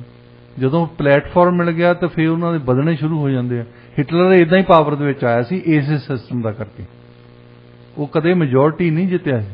ਮੈਜੋਰਟੀ ਜਰਮਨ ਨੇ ਕਦੇ ਵੀ ਹਿਟਲਰ ਨੂੰ ਵੋਟ ਨਹੀਂ ਪਾਈ। ਜਦੋਂ ਇੱਕ ਵਾਰੀ ਬਣ ਗਿਆ ਉਸ ਤੋਂ ਬਾਅਦ ਉਹਨੇ ਵੋਟਾਂ ਹੀ ਬੰਦ ਕਰਤੀਆਂ, ਉਸ ਤੋਂ ਬਾਅਦ ਕੋਈ ਇਲੈਕਸ਼ਨ ਨਹੀਂ ਹੋਈ। ਤਾਂ ਇਹ ਕੁਛ ਇੱਕ ਪਾਵਰਸ ਜਿਹੜੀਆਂ ਕੈਨੇਡਾ ਦੇ ਵਿੱਚ ਵੀ ਇਹ ਸਿਸਟਮ ਲਿਆਉਣਾ ਚਾਹੁੰਦੀਆਂ ਕਿ ਕੋਈ ਬੰਦੇ ਨਸਲੀ ਤੌਰ ਤੇ ਹਿਟਲਰ ਵਰਗੇ ਇਹ ਚਾਹੇ 3% ਲਿਜਾਣ ਚਾਹੇ 4% ਲਿਜਾਣ ਤੇ ਇਹਨਾਂ ਦੀ ਪ੍ਰੈਜ਼ੈਂਸ ਹੋਵੇ ਹਾਊਸ ਆਫ ਕਾਮਨ ਦੇ, ਫਿਰ ਉੱਥੋਂ ਵਧਣਾ ਸ਼ੁਰੂ ਹੋਣਗੇ। ਹਾਂਜੀ। ਹੁਣ ਇਟਲੀ ਦੇ ਵਿੱਚ ਜਿੱਥੇ ਜਿੱਥੇ ਵੀ PR ਸਿਸਟਮ ਹੈ, ਪ੍ਰਪੋਰਸ਼ਨਲ ਰੈਪਰੈਜ਼ੈਂਟੇਸ਼ਨ ਨੂੰ PR ਸਿਸਟਮ ਕਹਿੰਦੇ ਵੈਸੇ, ਤੇ ਉੱਥੇ ਫਿਰ ਇੱਕ ਪਾਰਲੀਮੈਂਟ ਦੇ ਵਿੱਚ ਕਈ ਪਾਰਟੀਆਂ ਹੁੰਦੀਆਂ ਤਾਂ ਉਹਨਾਂ ਦੀ ਕੋਲੀਸ਼ਨ ਬਣਦੀ ਹੈ। ਕੋਲੀਸ਼ਨਾਂ ਦੀ ਕਦੇ ਬਹੁਤਾ ਚਿਰ ਚੱਲਦੀ ਨਹੀਂ। ਇਟਲੀ ਦੇ ਵਿੱਚ ਐਗਜ਼ਾਮਪਲ ਦੇ ਚੁੱਕੇ ਹਾਂ, 69 ਸਰਕਾਰਾਂ ਬਣ ਚੁੱਕੀਆਂ ਜੀ। ਜਦੋਂ ਵੀ ਕੋਈ ਔਖਾ ਫੈਸਲਾ ਕਰਨਾ ਹੁੰਦਾ ਸਰਕਾਰ ਨੇ, ਉਹ ਕਰ ਹੀ ਨਹੀਂ ਸਕਦੀ ਕਿਉਂਕਿ ਕੋਈ ਬਿੱਲੀ ਦੇ ਗੱਲ ਟੱਲੀ ਕੌਣ ਪਾਵੇ। ਹਾਂਜੀ। ਤਾਂ ਉਹ ਕਹਿੰਦੇ ਚਲੋ ਇਲੈਕਸ਼ਨ ਕਰਾ ਲਓ, ਇਲੈਕਸ਼ਨ ਕਾਲ ਕਰ ਲੈਂਦੇ ਆ। ਹੁਣ ਜਰਮਨੀ ਵਾਲਿਆਂ ਨੇ ਇੱਕ ਸੋਲੂਸ਼ਨ ਲੱਭਿਆ, ਕਿਉਂਕਿ ਜਰਮਨੀ ਦੀ ਵੀ ਇਹ ਪ੍ਰੋਬਲਮ ਸੀ। ਵਰਲਡ ਵਾਰ 2 ਤੋਂ ਪਹਿਲਾਂ ਹਿਟਲਰ ਨੇ ਜੋ ਕੁਝ ਕੀਤਾ, ਉਹ ਨਹੀਂ ਸੀ ਚਾਹੁੰਦੇ ਕਿ PR ਸਿਸਟਮ ਹੀ ਇਕੱਲਾ ਲਾਇਆ ਜਾਵੇ। ਉਹਨਾਂ ਨੇ 2 ਸਿਸਟਮ ਲਾਏ ਆ, ਫਰਸਟ ਪਾਸ ਤੇ ਪੋਸਟ, ਜਿਹੜਾ ਸਾਡੇ ਆ ਸਿਸਟਮ ਕੈਨੇਡਾ ਦੇ ਵਿੱਚ, ਇੰਡੀਆ ਦੇ ਵਿੱਚ, US ਦੇ ਵਿੱਚ ਆ, ਤੇ PR ਪ੍ਰਪੋਰਸ਼ਨਲ ਸਿਸਟਮ, ਜਿਹਨੂੰ ਸਮਝਦੇ ਆ ਕਿ ਚਲੋ ਜੇ ਘੱਟ ਵੀ ਪਾਰਟੀ ਵੋਟ ਪਰਸੈਂਟੇਜ ਲੈਂਦੀ, ਉਹਨਾਂ ਦੀ ਪ੍ਰੈਜ਼ੈਂਸ ਤਾਂ ਹੋਣੀ ਚਾਹੀਦੀ ਹੈ ਨਾ ਜੀ। ਤੇ ਉਹਨਾਂ ਨੇ 2 ਸਿਸਟਮ ਲਾਏ ਆ ਕਿਉਂਕਿ ਉਹਨਾਂ ਨੇ ਇਹ ਬਚਾਅ ਕਰਨਾ ਕਿ PR ਦੇ ਵਿੱਚ ਕੋਈ ਇੱਦਾਂ ਦੇ ਬੰਦੇ ਨਾ ਆ ਜਾਣ ਜਿੱਦਾਂ ਹਿਟਲਰ ਆ ਗਿਆ ਸੀ। ਸੋ ਉਹ ਅੱਧੀਆਂ ਸੀਟਾਂ ਉਹਨਾਂ ਨੇ ਵੰਡੀਆਂ ਆ ਬੁੰਡੇਸ਼ਟਾਗ ਦੀਆਂ, ਜਿਹਨੂੰ ਕਹਿੰਦੇ ਆ ਪਾਰਲੀਮੈਂਟ। ਅੱਧੀਆਂ ਸੀਟਾਂ ਦੇ ਵਿੱਚ ਤਾਂ ਜਿੱਦਾਂ ਅਸੀਂ ਕੈਨੇਡਾ ਦੇ ਵਿੱਚ ਚੁਣਦੇ ਆ, ਨਿਊਟਨ ਤੋਂ ਚੁਣ ਲਿਆ, ਬਲੀਟਵਰਥ ਤੋਂ ਚੁਣ ਲਿਆ, ਕਲੋਵਰਡੇਡ ਤੋਂ ਚੁਣ ਲਿਆ, ਇੱਦਾਂ ਉਹਨਾਂ ਨੇ ਲਾਈਆਂ। ਅੱਧੇ ਬੰਦੇ ਤਾਂ ਇੱਦਾਂ ਚੁਣ ਹੁੰਦੇ ਆ ਤੇ ਅੱਧਿਆਂ ਦੀ ਫਿਰ ਉਹ ਦੇਖਦੇ ਸ਼ਾਮ ਨੂੰ ਕਿਹੜੀ ਪਾਰਟੀ ਨੂੰ ਕਿੰਨੀ ਪਰਸੈਂਟੇਜ ਵੋਟ ਮਿਲੀ ਆ, ਤੇ ਉਹਨਾਂ ਨੂੰ ਫਿਰ ਕਹਿੰਦੇ ਤੁਹਾਡੀ 23% ਮਿਲ ਗਈ ਹੈ, ਤੁਸੀਂ 30% ਵੋਟਾਂ ਸੀਟਾਂ ਲੈ ਲਓ। ਤਾਂ ਉਹਨਾਂ ਨੇ ਘੱਟੋ ਘੱਟ ਵੀ ਰੱਖਿਆ ਹੈ, ਘੱਟੋ ਘੱਟ ਰੱਖਿਆ ਹੈ 3%। ਜਿਹਦੀ 3% ਤੋਂ ਘੱਟ ਆ ਵੋਟਾਂ, ਉਹਨੂੰ ਕੋਈ ਸੀਟ ਨਹੀਂ ਮਿਲਣੀ। 3% ਤੋਂ ਜ਼ਿਆਦਾ ਉਹਨਾਂ ਨੂੰ ਸੀਟਾਂ ਮਿਲਣੀਆਂ। ਸੋ PR ਦੀ ਆਹ ਵੱਡੀ ਪ੍ਰੋਬਲਮ, ਜਿਨ੍ਹਾਂ ਨੇ ਇਕੱਲਾ ਹੀ PR ਰੱਖਿਆ ਆ, ਉਹਨਾਂ ਦਾ ਫਿਰ ਇਟਲੀ ਵਾਲਾ ਹਾਲ ਹੁੰਦਾ। ਹਾਂਜੀ। ਇਸ ਸਮੇਂ ਤੁਸੀਂ ਸੁਣ ਰਹੇ ਪ੍ਰੋਗਰਾਮ ਪੰਜਾਬੀ ਆਵਾਜ਼ ਡਾਕਟਰ ਸ਼ਿੰਦਰ ਪੁਰੇਵਾਲ ਤੇ ਸੁਖਜੀਤ ਮੰਗੜ ਦੇ ਨਾਲ ਰੇਡੀਓ ਇੰਡੀਆ KRPA 1110 AM ਤੇ। ਡਾਕਟਰ ਸਾਹਿਬ, ਰੁਕ ਕਰਦੇ ਆ ਅਗਲੀ ਖਬਰ ਵੱਲ। ਡਾਕਟਰ ਸਾਹਿਬ, ਬੰਗਲਾਦੇਸ਼ ਦੀ ਪ੍ਰਧਾਨ ਮੰਤਰੀ ਸ਼ੇਖ ਹਸੀਨਾ, ਉਹਨਾਂ ਨੇ ਨਾ એનર્ਜੀ ਬਚਾਉਣ ਦੇ ਲਈ ਇੱਕ ਬੜੀ ਅਜੀਬ ਜਿਹੀ ਸਟ੍ਰੈਟਜੀ ਬਣਾਈ ਆ। ਯੂਜੂਅਲੀ ਸਟ੍ਰੈਟਜੀਜ਼ ਬਣਦੀਆਂ ਨੇ, ਪਰ ਜਿਹੜੀ ਸਟ੍ਰੈਟਜੀ ਇਹਨਾਂ ਨੇ ਬਣਾਈ ਆ ਅੱਜ ਤੱਕ, ਡਾਕਟਰ ਸਾਹਿਬ ਧਿਆਨ ਨਾਲ ਸੁਣੋ, ਅੱਜ ਤੱਕ ਕਦੇ ਕਿਸੇ ਨੇ ਬਣਾਈ ਨਹੀਂ ਹੈਗੀ। ਉਹਨਾਂ ਨੇ ਕਿਹਾ ਕਿ ਜਿਹੜੇ ਸਿਵਲ ਕਰਮਚਾਰੀ ਹੈਗੇ ਆ, ਉਹ ਆਫਿਸ ਦੇ ਵਿੱਚ ਉਹ ਸੂਟ ਪਾ ਕੇ ਨਾ ਆਉਣ, ਕੋਟ ਪੈਂਟ ਪਾ ਕੇ ਨਾ ਆਉਣ। ਹੁਣ ਉਹਨਾਂ ਨੇ ਤਰਕ ਕੀ ਦਿੱਤਾ? ਉਹ ਕਹਿੰਦੇ ਕਿ ਜਦੋਂ ਤੁਸੀਂ ਆਫਿਸ ਦੇ ਵਿੱਚ ਕੋਟ ਪੈਂਟ ਪਾ ਕੇ ਆਉਂਦੇ ਹੋ, ਜ਼ਿਆਦਾ ਗਰਮੀ ਲੱਗਦੀ ਆ, ਤੁਸੀਂ ਫੈਨ ਆਨ ਕਰਦੇ ਹੋ, ਤੁਸੀਂ AC ਆਨ ਕਰਦੇ ਹੋ, ਇਸ ਦੇ ਨਾਲ ਕੀ ਹੁੰਦਾ, ਜ਼ਿਆਦਾ એનર્ਜੀ ਲੱਗਦੀ ਆ। ਉਦੋਂ ਤੁਸੀਂ ਪਾ ਸਕਦੇ ਹੋ ਕੋਟ ਪੈਂਟ ਜਦੋਂ ਤੁਸੀਂ ਕਿਸੇ ਫੋਰਨ ਡੈਲੀਗੇਟਸ ਨੂੰ ਮਿਲਣਾ ਹੋਵੇ ਜਾਂ ਫਿਰ ਵਿੰਟਰ ਦੇ ਵਿੱਚ। ਹੁਣ ਤੁਸੀਂ ਮੈਨੂੰ ਦੱਸੋ ਕਿ ਇਹ ਜਿਹੜੀ ਇਹਨਾਂ ਦੀ ਸਟ੍ਰੈਟਜੀ ਆ, ਤੁਹਾਨੂੰ ਕਿਹੋ ਜਿਹੀ ਲੱਗੀ? ਇਹ ਵੈਸੇ ਕਾਫੀ ਨਿਊਜ਼ਪੇਪਰਸ ਨੇ ਇਹਨੂੰ ਇੱਕ ਮਜ਼ਾਕੀਆ ਤੌਰ ਤੇ ਖਬਰ ਨੂੰ ਲਿਆ ਕਿ ਦੇਖੋ એનર્ਜੀ ਕ੍ਰਾਈਸਿਸ ਤਾਂ ਬਹੁਤ ਜਗ੍ਹਾ ਤੇ, ਸਾਡੇ ਚੜ੍ਹਦੇ ਪੰਜਾਬ 'ਚ, ਲਹਿੰਦੇ ਪੰਜਾਬ 'ਚ ਬਿਜਲੀ ਨਹੀਂ ਆਉਂਦੀ। ਅੱਜ ਕੱਲ ਯੂਰਪ ਦੇ ਵਿੱਚ ਵੀ ਪ੍ਰੋਬਲਮ ਪਈ ਹੈ, એનર્ਜੀ ਕ੍ਰਾਈਸਿਸ ਆਏ ਹੈ। ਹਾਂਜੀ। ਤੇ ਇਹਨਾਂ ਨੇ ਇੱਕ ਯੂਨੀਕ ਢੰਗ ਲੱਭਿਆ, ਕਹਿੰਦੇ ਕਿ ਜਿੱਦਾਂ ਹੁਣ ਤੁਸੀਂ ਕੋਟ ਪੈਂਟ ਪਾ ਕੇ ਬੈਠਦੇ ਆ ਦਫ਼ਤਰ ਦੇ ਵਿੱਚ, ਤੇ ਫਿਰ ਤੁਸੀਂ AC ਲਾਓਗੇ, ਤੁਸੀਂ ਪੱਖਾ ਲਾਓਗੇ, ਤੁਸੀਂ ਖੱਦਰ ਦਾ ਕੁੜਤਾ ਪਜਾਮਾ ਪਾ ਕੇ ਆਓ। ਹੁਣ ਖੱਦਰ ਦੇ ਕੁੜਤੇ ਪਜਾਮੇ ਵੈਸੇ AC ਤਾਂ ਲੱਗਾ ਨਹੀਂ, ਹਾਂਜੀ, ਪਰ ਉਹ ਕਹਿੰਦੇ ਵੀ ਤੁਹਾਨੂੰ ਲੋਡ ਘੱਟ ਪਊਗੀ। ਹਾਂਜੀ। ਤੁਸੀਂ ਕੁੜਤਾ ਪਜਾਮਾ ਪਾ ਕੇ ਬੈਠੇ ਹੋਵੋਗੇ, ਉਹ ਵੀ ਖੱਦਰ ਦਾ, ਤਾਂ ਫਿਰ ਤੁਹਾਨੂੰ ਕੋਈ ਪੱਖੇ ਦੀ ਲੋੜ ਨਹੀਂ ਹੈ, ਕੋਈ AC ਦੀ ਲੋੜ ਨਹੀਂ ਹੈ, ਤਾਂ ਸਾਡੀ એનર્ਜੀ ਜਿਹੜੀ ਹੈ ਬਿਜਲੀ ਘੱਟ ਖਪਤ ਹੋਊਗੀ। ਹੁਣ ਉੱਥੇ ਬੰਗਲਾਦੇਸ਼ ਦੇ ਵਿੱਚ 8-8 ਘੰਟੇ ਦੀ ਕੱਟ ਲੱਗ ਰਹੀ ਹੈ ਸ਼ਹਿਰਾਂ ਦੇ ਵਿੱਚ, ਪਿੰਡਾਂ 'ਚ ਤਾਂ ਆਉਂਦੀ ਹੀ ਨਹੀਂ। ਉੱਥੇ ਨਾ ਕਦੇ ਆਈ ਸੀ ਤੇ ਨਾ ਆਉਣੀ ਹੈ। ਤੇ ਸ਼ਹਿਰਾਂ ਵਾਲੇ ਹੀ ਆ ਜਿਹੜੇ ਪੈਂਟ ਕੋਟ ਪਾ ਕੇ ਜਾਂਦੇ ਆ। ਪਿੰਡਾਂ 'ਚ ਤਾਂ ਕੋਈ ਮਤਲਬ ਵਿਆਹ ਤੇ ਜਾਂਦਾ ਪਾਉਂਦਾ ਹੁੰਦਾ, ਵਿਆਹ ਤੇ ਵੀ ਏਚਕਨ ਪਾਉਂਦੇ ਆ ਅੱਜ ਕੱਲ। ਤੇ ਇੱਕੋ ਹੀ ਇੱਥੇ ਕਮ ਸੇ ਕਮ ਕੈਨੇਡਾ ਦੇ ਵਿੱਚ ਜੇ ਤੁਸੀਂ ਕੋਟ ਪੈਂਟ ਨਹੀਂ ਪਾਇਆ ਤਾਂ ਅਖੀਰਲੇ 'ਚ ਫਿਊਨਰਲ ਹਾਲ ਵਾਲੇ ਜ਼ਰੂਰ ਪਵਾਉਂਦੇ ਆ ਤੁਹਾਡੇ। ਸਾਡੇ ਤਾਂ ਉਹ ਵੀ ਨਹੀਂ ਪਵਾਉਂਦੇ ਨਾ। ਇੱਕ ਬੰਦੇ ਦੀ ਖਾਜ ਰਹਿ ਜਾਂਦੀ ਹੈ, ਕੋਟ ਪੈਂਟ ਹੀ ਨਹੀਂ ਪਾਇਆ ਬੰਦੇ ਨੇ, ਤੇ ਉਹਨਾਂ ਨੂੰ ਵੀ ਕੁੜਤੇ ਪਜਾਮੇ ਜੀ ਸੰਸਕਾਰ ਕਰਕੇ ਆ ਜਾਂਦੇ ਆ। ਤੇ ਇੱਥੇ ਤੁਸੀਂ ਦੇਖਿਆ ਹੋਣਾ ਫਿਊਨਰਲ ਹਾਲ ਦੇ ਵਿੱਚ ਬੰਦੇ ਨੇ, ਜਿਸ ਬੰਦੇ ਨੇ ਸਾਰੀ ਉਮਰ ਨਹੀਂ ਕਦੇ ਕੋਟ ਪੈਂਟ ਪਾ ਕੇ ਦੇਖਿਆ, ਤੇ ਬੜਾ ਵਧੀਆ ਕੋਟ ਪੈਂਟ ਪਾਇਆ ਹੁੰਦਾ ਤੇ ਟਾਈ ਲਾਈ ਹੁੰਦੀ। ਹਾਂਜੀ। ਤੇ ਦੇਖੋ ਬੰਗਲਾਦੇਸ਼ 'ਚ ਉਹਨਾਂ ਨੇ ਕਮ ਸੇ ਕਮ ਗਰਮੀਆਂ ਲਈ ਉਹ ਕਹਿੰਦੀ ਬੰਦ ਕਰ ਦੋ। ਹਾਂਜੀ ਡਾਕਟਰ ਸਾਹਿਬ, ਤੁਹਾਨੂੰ ਲੱਗਦਾ ਹੈ ਸਟ੍ਰੈਟਜੀ ਵਰਕ ਕਰੂਗੀ? ਵੈਸੇ ਦੇਖੋ ਜੇ ਏਸੀ ਬੰਦ ਹੋ ਜਾਣ, ਪੱਖੇ ਬੰਦ ਹੋ ਜਾਣ ਤਾਂ ਫੇਰ ਐਨਰਜੀ ਬਚੂਗੀ। ਨਹੀਂ, ਪਰ ਕੋਟ ਪੈਂਟ ਪਾਉਣ ਨਾਲ ਤੁਹਾਨੂੰ ਲੱਗਦਾ ਵੀ ਏਸੀ ਤੇ ਪੱਖੇ ਬੰਦ ਹੋਣਗੇ? ਉਦਾਂ ਤਾਂ ਉਹਦੀ ਵੈਸੇ ਥੋੜੀ ਜਿਹੀ ਤਰਕ ਤਾਂ ਹੈ ਲੱਗਦੀ, ਕਿਉਂਕਿ ਜਿਹਨੇ ਕੋਟ ਪੈਂਟ ਪਾਇਆ ਹੁੰਦਾ ਨਾ, ਇਹ ਜ਼ਿਆਦਾ ਵੂਲ ਦੇ ਆ, ਜ਼ਿਆਦਾ ਕਾਟਨ ਇਹਨਾਂ ਦੇ ਵਿੱਚ ਵੈਸੇ ਵੀ ਘੱਟ ਹੁੰਦੀ ਆ। ਕਾਟਨ ਹੁੰਦੀ ਆ ਪਰ ਘੱਟ ਹੁੰਦੀ ਆ, ਤੇ ਜਿਹਦੇ ਵਿੱਚ ਕਾਟਨ ਨਹੀਂ ਆ ਨਾ ਕੱਪੜੇ ਦੇ ਵਿੱਚ, ਫੇਰ ਤੁਹਾਨੂੰ ਗਰਮੀ ਲੱਗਦੀ ਆ, ਸਰਦੀਆਂ ਨੂੰ ਸਰਦੀ ਲੱਗਦੀ ਹੈ। ਪਰ ਗਰਮੀਆਂ 'ਚ ਤਾਂ ਸਾਰੇ ਉਹ ਕੂਲ ਵਾਲੇ ਹੀ ਪਾਉਂਦੇ ਆ ਜਿਹਦੇ ਤੇ ਕਾਟਨ ਹੁੰਦੀ ਆ। ਪਰ ਉੱਥੇ ਬੰਗਲਾਦੇਸ਼ 'ਚ ਨਹੀਂ ਹੋਣੇ, ਉਹ ਵੈਸੇ ਬਣਾ ਕੇ ਉੱਥੋਂ ਬੰਗਲਾਦੇਸ਼ 'ਚੋਂ ਭੇਜਦੇ ਆ। ਹਾਂਜੀ ਤੁਸੀਂ ਦੇਖ ਲਿਓ, ਤੁਸੀਂ ਸਟੋਰਾਂ 'ਚ ਲੈਣ ਜਾਂਦੇ ਨਾ, ਸ਼ਰਟਾਂ ਪਈਆਂ ਹੁੰਦੀਆਂ, ਕੋਟ ਪੈਂਟ ਪਏ ਹੁੰਦੇ, ਮੇਡ ਇਨ ਬੰਗਲਾਦੇਸ਼। ਹਾਂਜੀ ਹਾਂਜੀ, ਉਹ ਬਣਾ ਕੇ ਬਾਹਰ ਨੂੰ ਭੇਜ ਦਿੰਦੇ, ਉਹ ਉੱਥੇ ਨਹੀਂ ਪਾਉਂਦੇ ਨਾ। ਜੀ ਜੀ ਡਾਕਟਰ ਸਾਹਿਬ, ਦੇਖੋ ਅੱਜ ਫਰਾਈਡੇ ਵਾਲਾ ਦਿਨ ਆ, ਮਤਲਬ ਕਿ ਕਹਾਣੀ ਵਾਲਾ ਦਿਨ ਆ, ਤੇ ਤੁਸੀਂ ਸਾਨੂੰ ਫਰਾਈਡੇ ਵਾਲੇ ਦਿਨ ਕਹਾਣੀ ਸੁਣਾਉਂਦੇ ਹੁੰਦੇ ਹੋ। ਵੈਸੇ ਮੈਂ ਤਾਂ ਸਾਰਾ ਹਫਤਾ ਹੀ ਉਡੀਕ ਕਰਦੀ ਰਹਿੰਦੀ ਹਾਂ ਵੀ ਕਦੋਂ ਫਰਾਈਡੇ ਆਊਗਾ ਤੇ ਕਦੋਂ ਤੁਸੀਂ ਕਹਾਣੀ ਸੁਣਾਉਣੀ ਸ਼ੁਰੂ ਕਰੋਗੇ। ਸੋ ਸਾਨੂੰ ਕਹਾਣੀ ਸੁਣਾਉਣੀ ਸ਼ੁਰੂ ਕਰੋ ਜੀ। ਚਲੋ, ਜੁਮੇ ਵਾਲਾ ਦਿਨ ਆ। ਹਾਂਜੀ। ਤੇ ਇਹ ਕਹਾਣੀ ਸ਼ੁਰੂ ਹੁੰਦੀ ਹੈ ਇੱਕ ਜੰਗਲ ਤੋਂ। ਜੰਗਲ ਦੇ ਵਿੱਚ ਇੱਕ ਝੀਲ ਆ, ਇੱਕ ਪਾਸੇ ਆਲੇ ਦੁਆਲੇ ਸਾਰੇ ਦਰਖਤ ਹੈ, ਇੱਕ ਪਾਸੇ ਉਹਦੇ ਖੱਬੇ ਪਾਸੇ ਨੇ ਝੀਲ ਦੇ ਝੀਂਡੇ ਜਿਹੇ ਆ ਜਿਨ੍ਹਾਂ ਦੇ ਵਿੱਚ ਕੰਡੇ ਵੀ ਆ, ਝਾੜੀਆਂ। ਹਾਂਜੀ। ਤੇ ਉਹਨਾਂ ਦੇ ਵਿੱਚ ਜਾਣੀ ਤੁਰਨਾ ਫਿਰਨਾ ਥੋੜਾ ਜਿਹਾ ਔਖਾ ਹੁੰਦਾ ਨਾ, ਬਾਕੀ ਦਾ ਜੰਗਲ 'ਚ ਜਾਨਵਰ ਤੁਰੇ ਫਿਰਦੇ ਆ। ਤੇ ਉਹ ਜੰਗਲ ਦੇ ਵਿੱਚ ਇੱਕ ਜਗ੍ਹਾ ਬਿਲਕੁਲ ਬੀਚ ਦੇ ਲਾਗੇ ਕਹਿ ਲਓ, ਉੱਥੇ ਲੂੰਬੜੀ ਰਹਿੰਦੀ ਹੈ। ਲੂੰਬੜੀ ਦਾ ਘਰ ਉੱਥੇ, ਇੰਨੀ ਰਮਣੀਕ ਜਗ੍ਹਾ ਤੇ ਲੂੰਬੜੀ ਰਹਿੰਦੀ ਹੈ। ਤੇ ਉਹਦੇ ਨਾਲ ਹੀ ਇੱਕ ਗਿੱਦੜ ਰਹਿੰਦਾ, ਤੇ ਉਦੋਂ ਥੋੜੀ ਦੇਰ ਵਿੱਥ ਤੇ ਹੀ ਇੱਥੇ ਇੱਕ ਬਘਿਆੜ ਰਹਿੰਦਾ, ਤੇ ਨਾਲ ਹੀ ਸ਼ੇਰ ਦੀ ਗੁਫਾ ਹੈ। ਹੁਣ ਲੂੰਬੜੀ ਘੁੰਮਣ ਫਿਰਨ ਵਾਲੀ ਆ, ਮਜਾਜਣ ਆ, ਸੈਰ ਸਪਾਟਾ ਕਰਨ ਵਾਲੀ ਹੈ। ਉਹ ਸਾਰੇ ਜੰਗਲ 'ਚ ਘੁੰਮ ਕੇ ਆਉਂਦੀ ਹੈ, ਕਦੇ ਇੱਧਰ ਨੂੰ ਆਉਂਦੀ ਹੈ, ਕਦੇ ਉੱਧਰ ਨੂੰ ਜਾਂਦੀ ਹੈ। ਉਹਨੂੰ ਜ਼ਿਆਦਾ ਪਤਾ ਜੰਗਲ ਦਾ। ਵੈਸੇ ਹੁਣ ਜਾਨਵਰ ਆਉਂਦੇ ਆ, ਖਾਸ ਤੌਰ ਤੇ ਸਮਰ ਦਾ ਦਿਨ ਆ, ਗਰਮੀਆਂ ਬਹੁਤ ਸੀ, ਤੇ ਅੱਜ ਤਾਂ ਵੈਸੇ ਧੁੱਪ ਨਹੀਂ ਚੜੀ। ਮੈਂ ਸੋਚ ਕੇ ਆਇਆ ਸੀ, ਮੈਂ ਕਹਿ ਦੂੰਗਾ ਅੱਜ ਵਾਂਗੂ ਧੁੱਪ ਚੜੀ ਹੈ, ਧੁੱਪ ਨਹੀਂ ਹੈ ਬਾਹਰ, ਪਰ ਵੈਸੇ ਗਰਮੀਆਂ ਦਾ ਦਿਨ ਸੀ। ਤਾਂ ਗਰਮੀਆਂ ਦੇ ਦਿਨਾਂ ਦੇ ਵਿੱਚ ਥਿਆ ਵੀ ਜ਼ਿਆਦਾ ਲੱਗਦੀ ਹੈ। ਜਾਨਵਰ ਆ ਕੇ ਉੱਥੇ ਪਾਣੀ ਪੀਂਦੇ ਆ ਝੀਲ ਤੇ। ਅੱਛਾ, ਸਾਰਿਆਂ ਨੂੰ ਪਤਾ ਕਿ ਜਿਹੜੀ ਝਾੜੀਆਂ ਵਾਲੇ ਪਾਸੇ ਨਹੀਂ ਜਾਣਾ, ਕਿਉਂ ਝਾੜੀਆਂ ਦੇ ਵਿੱਚ ਕੰਡਿਆਂ ਵਾਲੀਆਂ ਵੀ ਝਾੜੀਆਂ ਹੈਗੀਆਂ, ਤਾਂ ਉੱਥੇ ਫਸ ਜਾਓਗੇ ਅਸੀਂ। ਸੋ ਇਸ ਕਰਕੇ ਉਹ ਹਮੇਸ਼ਾ ਲੂੰਬੜੀ ਨੂੰ ਪੁੱਛਦੇ ਆ ਵੀ ਇੱਥੋਂ ਚੰਗਾ ਰਾਹ ਕਿਹੜਾ ਆ।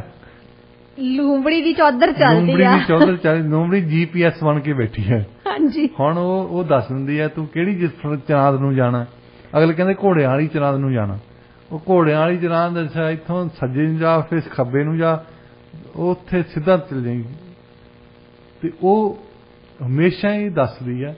ਤੇ ਪਰ ਫਿਰ ਉਹਦੇ ਦਿਮਾਗ ਦੇ ਵਿੱਚ ਆਉਂਦਾ ਇੱਕ ਦਿਨ, ਚੰਗੀ ਧੁੱਪ ਨਿਕਲੀ ਆ, ਜੁਮੇ ਵਾਲੇ ਦਿਨ ਆ ਉਹ ਦਿਨ, ਤੇ ਉਹ ਕਹਿੰਦੀ ਆ ਵੀ ਮੈਂ ਆਲੇ ਦੁਆਲੇ ਸਾਰੇ ਘੁੰਮਦੀ ਫਿਰਦੀ ਆ, ਮੈਂ ਕਦੇ ਇਹ ਦੇਖਿਆ ਹੀ ਨਹੀਂ ਵੀ ਇਹ ਜਿਹੜੀ ਝੀਲ ਆ ਕਿੱਥੇ ਖਤਮ ਹੁੰਦੀ ਆ। ਇੱਧਰ ਨੂੰ ਨਹੀਂ, ਥੱਲੇਲੇ ਪਾਸੇ ਨਹੀਂ ਗਈ, ਮੈਂ ਉੱਪਰਲੇ ਪਾਸੇ ਸਾਰਾ ਜੰਗਲ ਦੇਖਿਆ ਹੈ, ਲੋਕਾਂ ਨੂੰ ਦੱਸੀ ਵੀ ਜਾਨੀ ਹੈ। ਜਿੰਨੇ ਜਾਨਵਰ ਆਉਂਦੇ ਮੈਨੂੰ ਹੀ ਪੁੱਛਦੇ ਆ। ਇੱਕ ਦਿਨ ਉਹ ਵੈਸੇ ਵੀ ਉਹਨੇ ਸੋਚਿਆ ਵੀ ਰੇਡੀਓ ਵਾਲੇ ਵੀ ਅੱਜ ਕਹਾਣੀ ਸੁਣਾਉਣ ਲੱਗੇ ਆ, ਇਹ ਵੀ ਕੀ ਸੁਣਨਾ। ਫਿਰ ਉਹ ਤੁਰ ਪਈ ਆਪਣੇ ਜੰਗਲ ਝੀਲ ਦੇ ਨਾਲ ਤੁਰੀ ਜਾਂਦੀ। ਝੀਲ ਦਾ ਫਿਰ ਆਬਵੀਅਸਲੀ ਐਂਡ ਵੀ ਆ, ਖਤਮ ਹੋ ਗਈ ਝੀਲ। ਝੀਲ ਤੋਂ ਬਾਅਦ ਥੋੜੇ ਜਿਹੇ ਦਰਖਤ ਬਿਰਲੇ ਸੀ, ਤਾਂ ਉਹਨਾਂ ਦਰਖਤਾਂ ਦੇ ਵਿੱਚ ਦੀ ਗਈ ਤਾਂ ਬਾਹਰ ਕੀ ਦੇਖਦੀ ਕਿ ਪੂਰੀ ਰੋਸ਼ਨੀ ਆ, ਉੱਥੇ ਪਿੰਡ ਵਸੇ ਆ, ਇਨਸਾਨ ਵਸਦੇ, ਪਿੰਡ ਤੇ ਪਿੰਡ ਆ, ਔਰ ਉੱਥੇ ਜੰਗਲ ਖਤਮ ਹੋ ਜਾਂਦਾ। ਰੈਜ਼ੀਡੈਂਸ਼ੀਅਲ ਏਰੀਆ 'ਚ ਚਲੇ ਗਏ, ਰੈਜ਼ੀਡੈਂਸ਼ੀਅਲ ਏਰੀਆ ਦੇ ਵਿੱਚ ਚਲੇ ਗਈ। ਤੇ ਉਹਨੇ ਸੋਚਿਆ ਹੈਗਾ ਤਾਂ ਦੁਪਹਿਰਾ ਦਿਨ ਦਾ ਆ, ਵੀ ਚਲੋ ਜਾ ਕੇ ਦੇਖ ਲੈਣੀ ਆ ਪਿੰਡਾਂ ਦੇ ਵਿੱਚ ਕੀ ਆ ਇਹਨਾਂ ਦੇ ਕੋਲ। ਉਹ ਜਾਂਦੀ ਆ ਤੇ ਉੱਥੇ ਕਿਤੇ ਕਿਸੇ ਦੇ ਬਾੜੇ ਦੇ ਵਿੱਚੋਂ ਲੇਲੇ ਦੋ ਬਾਹਰ ਨੂੰ ਨੱਠੇ ਆਉਂਦੇ, ਵੈਸੇ ਉਹ ਬਾੜਾ ਖੁੱਲ੍ਹਾ ਰਹਿ ਗਿਆ ਹੋਣਾ, ਤਾਂ ਉਹਨੇ ਇੱਕ ਲੇਲਾ ਝਪਟ ਲਿਆ ਫਟਾਫਟ, ਤਾਂ ਲੇਲਾ ਲੈ ਕੇ ਤਾਂ ਦੌੜੀ ਜੰਗਲ ਨੂੰ, ਵਾਪਸ ਆ ਗਈ। ਫਿਰ ਉਹਨੇ ਸੋਚਿਆ ਵੀ ਇਹ ਮਾੜੀ ਗੱਲ ਨਹੀਂ, ਮੈਂ ਇੱਥੇ ਜਿੱਥੇ ਉਹ ਰਹਿੰਦੀ ਸੀ ਜਿਹੜਾ ਵੀ ਸ਼ਿਕਾਰ, ਹੁਣ ਲੋਮੜੀ ਜਿਹਾ ਵੱਡਾ ਸ਼ਿਕਾਰ ਤਾਂ ਫੜ ਨਹੀਂ ਸਕਦੀ, ਛੋਟਾ ਸ਼ਿਕਾਰ ਜਿੱਦਾਂ ਖਰਗੋਸ਼ ਵਗੈਰਾ ਫੜਨੇ ਹੁੰਦੇ ਆ, ਉਹ ਨੱਠ ਕੇ ਝਾੜੀਆਂ ਜਾ ਵੜਦੇ। ਤੇ ਬਹੁਤੀ ਵਾਰੀ ਲੋਮੜੀ ਵੀ ਉੱਥੇ ਬਲੂਬੇਰੀ ਖਾ ਕੇ, ਰਸਬੇਰੀ ਖਾ ਕੇ ਗੁਜ਼ਾਰਾ ਕਰਦੀ ਹੈ। ਤੇ ਉਹਨੇ ਸੋਚਿਆ ਵੀ ਮੇਰੇ ਦੇ ਮੀਟ ਬਾਹਰ ਪਿਆ ਜੰਗਲ ਦੇ ਵਿੱਚ ਤਾਂ ਹੈ ਹੀ ਨਹੀਂ। ਉਹਨੇ ਸਲਾਹ ਬਣਾ ਲਈ ਵੀ ਚੱਲ ਹੁਣ ਰਾਤ ਨੂੰ ਆਇਆ ਕਰੂੰਗੀ, ਰਾਤ ਨੂੰ ਵੈਸੇ ਵੀ ਚਾਂਦਨੀ ਹੁੰਦੀ ਹੈ, ਚਾਂਦਨੀ ਤਾਂ ਦਿਸਦਾ ਹੀ ਹੁੰਦਾ। ਉਹਦਾ ਮੀਟ ਖਾਣ ਦਾ ਚਾਅ ਪੂਰਾ ਹੋ ਗਿਆ। ਉਹ ਜਾਇਆ ਕਰੇ, ਲੋਮੜੀ ਹੈ ਵੀ ਚਲਾਕ ਹੈ। ਹਾਂਜੀ। ਉਹ ਇੱਕ ਪਿੰਡ ਦੇ ਵਿੱਚ ਇੱਕ ਵਾਰੀ ਨਹੀਂ ਜਾਂਦੀ, ਰੋਜ਼ ਨਹੀਂ ਜਾਂਦੀ। ਇੱਕ ਦਿਨ ਇੱਕ ਪਿੰਡ ਚੋਂ ਲੇਲਾ ਚੱਕ ਲੈ ਕੇ ਦੂਸਰੇ ਦਿਨ ਦੂਸਰੇ ਰਾਤ ਨੂੰ ਜਾਇਆ ਕਰੇ ਜੀ। ਕਰਦੀ ਇੱਕ ਦਿਨ 2 ਕੁੱਕੜ ਉਹਨੇ ਕੱਛ ਚ ਦਿੱਤੇ, ਤਾਂ ਉਧਰੋਂ ਤੁਰੀ ਆਵੇ ਚਾਂਦਨੀ ਅੱਧੀ ਰਾਤੇ, ਤਾਂ ਉਹਦਾ ਗੁਆਂਢੀ ਜਿਹੜਾ ਗਿੱਦੜ ਸੀ ਉਹ ਕਹਿੰਦਾ ਦੀਦੀ ਇੱਧਰ ਕੋਈ ਮੀਟ ਦੀ ਦੁਕਾਨ ਆ? ਉਹ ਕਹਿੰਦੀ ਨਹੀਂ। ਕਹਿੰਦਾ ਤੂੰ ਕੁੱਕੜ ਕਿੱਥੋਂ ਚੱਕੀ ਲਿਆਉਣੀ? ਉਹ ਵੀ 2-2। ਉਹ ਕਹਿੰਦੀ ਵੀ ਇੱਥੋਂ ਝੀਲ ਦੇ ਅਖੀਰ 'ਚ ਜਾ ਕੇ ਤੁਸੀਂ ਬਾਹਰ ਜਾਓ ਨਾ ਜੰਗਲ ਤੋਂ, ਤਾਂ ਇਨਸਾਨਾਂ ਨੇ ਪਿੰਡ ਬਣਾਏ ਆ, ਇਹ ਇਨਸਾਨ ਥੋੜੇ ਥੋੜੇ ਜਾਨਵਰ ਵੀ ਰੱਖਦੇ ਆ ਕੋਲ, ਤੇ ਇਹ ਜਾਨਵਰ ਰੱਖਦੇ, ਉੱਥੋਂ ਮੈਂ ਚੱਕ ਲਿਆਉਣੀ ਇੱਕ। ਉਹਨੇ ਸ਼ੇਅਰ ਕਰ ਲਿਆ ਆਪਣਾ ਸੀਕਰਟ ਦੱਸ ਦਿੱਤਾ। ਉਹ ਕਹਿੰਦਾ ਵੀ ਜੇ ਸ਼ੇਅਰ ਉੱਥੋਂ ਫੜ ਲਿਆਉਣੀ ਆ, ਮੈਂ ਵੀ ਨਾਲ ਚੱਲ ਜਾਵਾਂ, ਮੇਰਾ ਵੀ ਇਹੀ ਹਾਲ ਆ। ਮੈਂ ਕਈ ਵਾਰੀ ਸ਼ਿਕਾਰ ਫੜਦਾ ਤਾਂ ਉਹ ਝੀੜਿਆਂ ਇੱਥੇ ਕੀ ਕਹਿੰਦੇ ਹੁੰਦੇ ਉਹਨਾਂ ਨੂੰ, ਝਾੜੀਆਂ ਵਿੱਚ ਜਾ ਵੜਦਾ, ਝਾੜੀਆਂ ਦੇ ਵਿੱਚ ਕਹਿੰਦਾ। ਤੇ ਫਿਰ ਹੁਣ ਡਾਕਟਰ ਸਾਹਿਬ ਦੇਖੋ ਤੁਸੀਂ, ਵਿਚਾਰਾ ਹੈ ਨਾ, ਉਹਨੂੰ ਕਿੰਨੀ ਪ੍ਰੋਬਲਮ ਆ ਝਾੜੀਆਂ ਦੀ, ਹੈ ਨਾ। ਚਲੋ ਠੀਕ ਆ, ਕਹਾਣੀ ਨੂੰ ਅੱਗੇ ਸਾਨੂੰ ਦੱਸੋ ਵੀ ਫਿਰ ਅੱਗੇ ਕੀ ਹੋਇਆ। ਉਹ ਗਿੱਦੜ ਵੀ ਏਦਾਂ ਵਿਚਾਰਾ ਦੇ, ਹੁਣ ਗਿੱਦੜ ਖਰਬੂਜੇ ਵਗੈਰਾ ਖਾਂਦਾ, ਜੇ ਉਹਨੂੰ ਨਹੀਂ ਸ਼ਿਕਾਰ ਮਿਲਦਾ, ਸ਼ਿਕਾਰ ਤੇ ਲੋਮੜੀ ਕਹਿੰਦੀ ਜੇ ਮੈਂ ਜਾਨੀ ਪਿੰਡਾਂ ਨੂੰ ਤੂੰ ਵੀ ਨਾਲ ਚੱਲ ਜਾ ਕਰ, ਕੋਈ ਗੱਲ ਨਹੀਂ। ਉਹ ਰਾਤ ਨੂੰ 2 ਜਾਣੇ ਜਾਇਆ ਕਰਨ, ਤੇ ਕੋਈ ਲੇਲਾ ਚੱਕ ਲਿਆ, ਕਿਸੇ ਦਾ ਕੁੱਕੜ ਚੱਕ ਲਿਆ, ਕਿਸੇ ਦਾ ਕੁਛ ਚੱਕ ਲੈਂਦਾ, ਕੱਲੇ ਪਿੰਡ ਦੇ ਵਿੱਚ। ਹੁਣ ਪਿੰਡਾਂ ਵਾਲੇ ਵੀ ਥੋੜੇ ਸਾਵਧਾਨ ਹੋ ਗਏ ਵੀ ਅੱਗੇ ਤਾਂ ਇੱਕ ਹੀ ਲੀਲਾ ਚੋਰੀ ਹੁੰਦਾ ਸੀ, ਹੁਣ 2-2 ਹੋਣ ਲੱਗ ਪਏ। ਹਾਂਜੀ। ਉਹਨਾਂ ਨੇ ਕੁੱਤੇ ਰੱਖ ਲਏ, ਡਾਂਗਾਂ ਰੱਖ ਲਈਆਂ ਬਾਹਰ, ਵੀ ਜਿਹੜਾ ਵੀ ਆਇਆ ਛੱਡਣਾ ਨਹੀਂ। ਅੱਜ ਇੱਕ ਦਿਨ ਗਿੱਦੜ ਤੇ ਲੋਮੜੀ ਕਿਸੇ ਪਿੰਡ ਜਾ ਵੜੇ, ਉੱਥੋਂ ਇੱਕ ਲੇਲਾ ਚੱਕਣ ਲੱਗੇ, ਤੇ ਉਹ ਲੇਲਾ ਚੱਕਣ ਲੱਗਿਆ ਤੇ ਕੁੱਤੇ ਜਾਗ ਪਏ। ਉਹਨਾਂ ਨੇ ਇੱਕਦਮ ਪਿੱਛਾ ਕਰਨਾ ਸ਼ੁਰੂ ਕਰਤਾ। ਹਾਂਜੀ। ਜਿਉਂ ਦੌੜੇ ਉੱਥੋਂ, ਜਿਉਂ ਦੌੜੇ, ਲੇਲਾ ਤਾਂ ਉਹਨਾਂ ਦੇ ਹੱਥ ਨਹੀਂ ਆਇਆ, ਪਰ 2 ਜਣੇ ਲੋਮੜੀ ਤੇ ਗਿੱਦੜ ਆਪਣੀ ਜਾਨ ਬਚਾ ਕੇ ਨੱਠਿਆ। ਵੈਸੇ ਵੀ ਕਹਿੰਦੇ ਹੁੰਦੇ ਆ ਜਦੋਂ ਗਿੱਦੜ ਦੀ ਮੌਤ ਆਈ ਜਾਂਦੀ ਤਾਂ ਪਿੰਡ ਨੂੰ ਨੱਠਦਾ। ਹਾਂਜੀ। ਤਾਂ ਉਹ ਬਚਿਆ, ਕਹਿੰਦਾ ਲਓ ਜੀ ਸ਼ੁਕਰ ਹੈ ਅੱਜ ਅੱਲਾ ਦਾ ਵੀ ਇੱਥੋਂ ਪਿੰਡ ਵਾਲਿਆਂ ਨੇ, ਜੇ ਕੁੱਤਿਆਂ ਨੇ ਨਹੀਂ ਮਾਰੇ ਤਾਂ ਇਹਨਾਂ ਨੇ ਡਾਂਗਾ ਮਾਰ ਕੇ ਮਾਰ ਦੇਣੇ ਸੀ। ਹਾਂਜੀ। ਫਿਰ ਲੋਮੜੀ ਨੇ ਸੋਚਿਆ ਵੀ ਇਹ ਤਾਂ ਜਾਨ ਨੂੰ ਖਤਰਾ ਹੈ, ਐਵੇਂ ਇੱਥੇ ਚਲੋ ਜੋ ਵੀ ਮਿਲਦਾ ਖਾ ਕੇ ਗੁਜ਼ਾਰਾ ਤਾਂ ਕਰਦੇ, ਆਪਣੇ ਜੰਗਲ 'ਚ ਰਹਿੰਦੇ ਆ, ਸੇਫ ਤਾਂ ਹੈ ਨਾ। ਸੇਫ। ਹਾਂਜੀ। ਤੇ ਇਹਨਾਂ ਨੇ ਤਾਂ ਮਾਰ ਦੇਣਾ ਖਾਸ ਤੌਰ ਤੇ। ਫਿਰ ਉਹਨੂੰ ਨੀਂਦ ਨਾ ਆਵੇ, ਰਾਤ ਨੂੰ ਭੁੱਖੀ ਸੌਂ ਗਈ ਜਾ ਕੇ। ਹੁਣ ਸੋਚੇ ਵੀ ਜ਼ਿੰਦਗੀ ਚੱਲੀ ਸੀ ਅੱਜ ਤਾਂ। ਹਾਂਜੀ। ਅੱਛਾ, ਫਿਰ ਉਹਨੇ ਸੋਚਿਆ ਵੀ ਮੈਂ ਪੰਗਾ ਲਿਆ ਜਿਹੜਾ ਗਿੱਦੜ ਨੂੰ ਨਾਲ ਲਿਜਾਣ ਲੱਗ ਪਈ।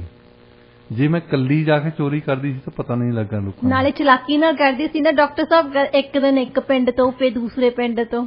ਤੇ ਗਿੱਦੜ ਥੋੜਾ ਜਿਹਾ ਲਾਲਚੀ ਵੀ ਸੀ, ਕਈ ਵਾਰੀ 2-2 ਚੱਕ ਲਿਆਉਂਦਾ ਸੀ। ਹਾਂਜੀ। ਤੇ ਉਹ ਫਿਰ ਉਹਨੇ ਸਕੀਮਾਂ ਘੜਦੀ ਨੇ, ਤੜਕੇ ਜਾਏ ਉਹਨੂੰ ਇੱਕ ਨਵੀਂ ਸਕੀਮ ਯਾਦ ਆਈ, ਤੜਕੇ ਜਾਏ ਦਿਮਾਗ ਜ਼ਿਆਦਾ ਕੰਮ ਕਰਦਾ ਹੁੰਦਾ। ਉਹਨੇ ਸੋਚਿਆ ਵੀ ਇੱਥੇ ਹਿੱਸੇਦਾਰੀ ਜਿਹੀ ਬਣਾਈ ਜਾਵੇ, ਇੱਕ ਸਕੀਮ ਬਣਾਈ, ਤੇ ਸਕੀਮ ਦੇ ਵਿੱਚ ਉਹਨੇ ਸ਼ੇਰ ਦੇ ਨਾਲ ਗੱਲਬਾਤ ਕਰਨੀ ਸ਼ੁਰੂ ਕਰ ਦਿੱਤੀ। ਸਵੇਰੇ ਨੱਠੀ, ਉਹਦੇ ਗੁਫਾ ਜੋ ਸ਼ੇਰ ਜਾਗੇ गर्मियां के दिन सी, शेर भी गुफा के मूहरे सुता सी। तो वो गई, कहती चाचा उठ, मैं तेरे लिए एक स्कीम लैके आई हूँ।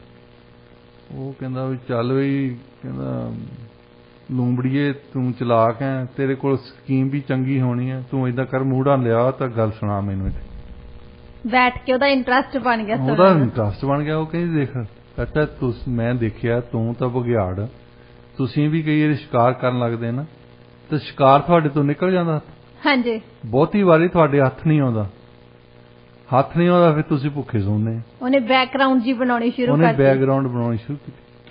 वो कहंदा गल तां तेरी लूमड़ी है ठीक है, कहंदी मेरी स्कीम ये आ भी मेरे कोल, मैं उत्थे जिथे मेरा घर आ, मैनू पुछदे आ जानवर आके भी रास्ता किहड़ा ठीक है जाण नूं। कहंदी जे मैं थोड़ा जिहा झूठ बोल दवां उन्हां नूं, मैं उन्हां नूं झाड़ियां 'च बाड़ दिया करूँ, झाड़ियां दे विच उन्हां ने फस जाना।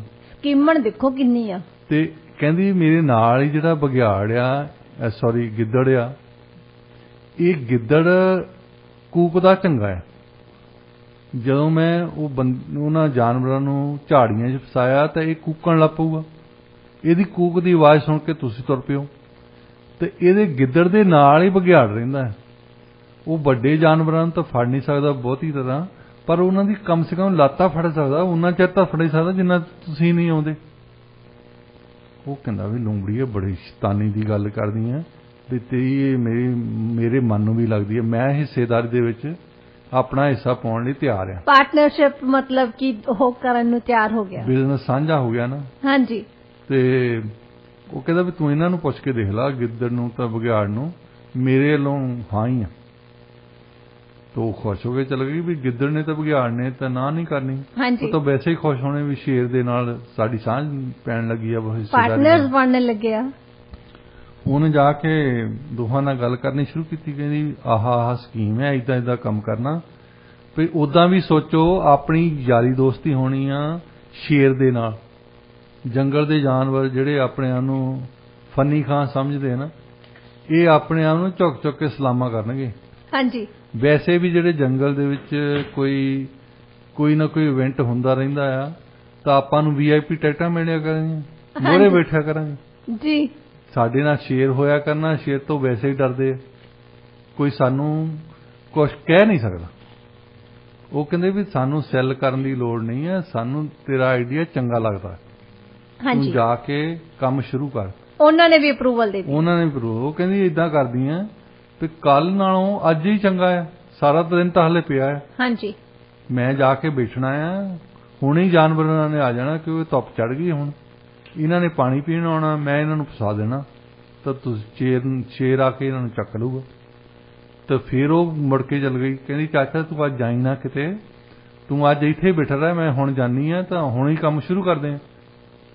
ਅੱਜ ਦਾ ਕੰਮ ਕੱਲ ਤੇ ਕਿਉਂ ਛੱਡਣਾ ਸੀ? ਅੱਜ ਕਰੇ ਹੁਣੇ ਕਰੋ, ਮਤਲਬ ਜਿਹੜਾ ਵੀ ਕੰਮ ਹੈਗਾ ਕੱਲ ਕਰੇ ਸੋ ਅੱਜ ਕਰ, आज करे सो अब, पल में पर ले आएगी, बौर करेगा कब। वाह।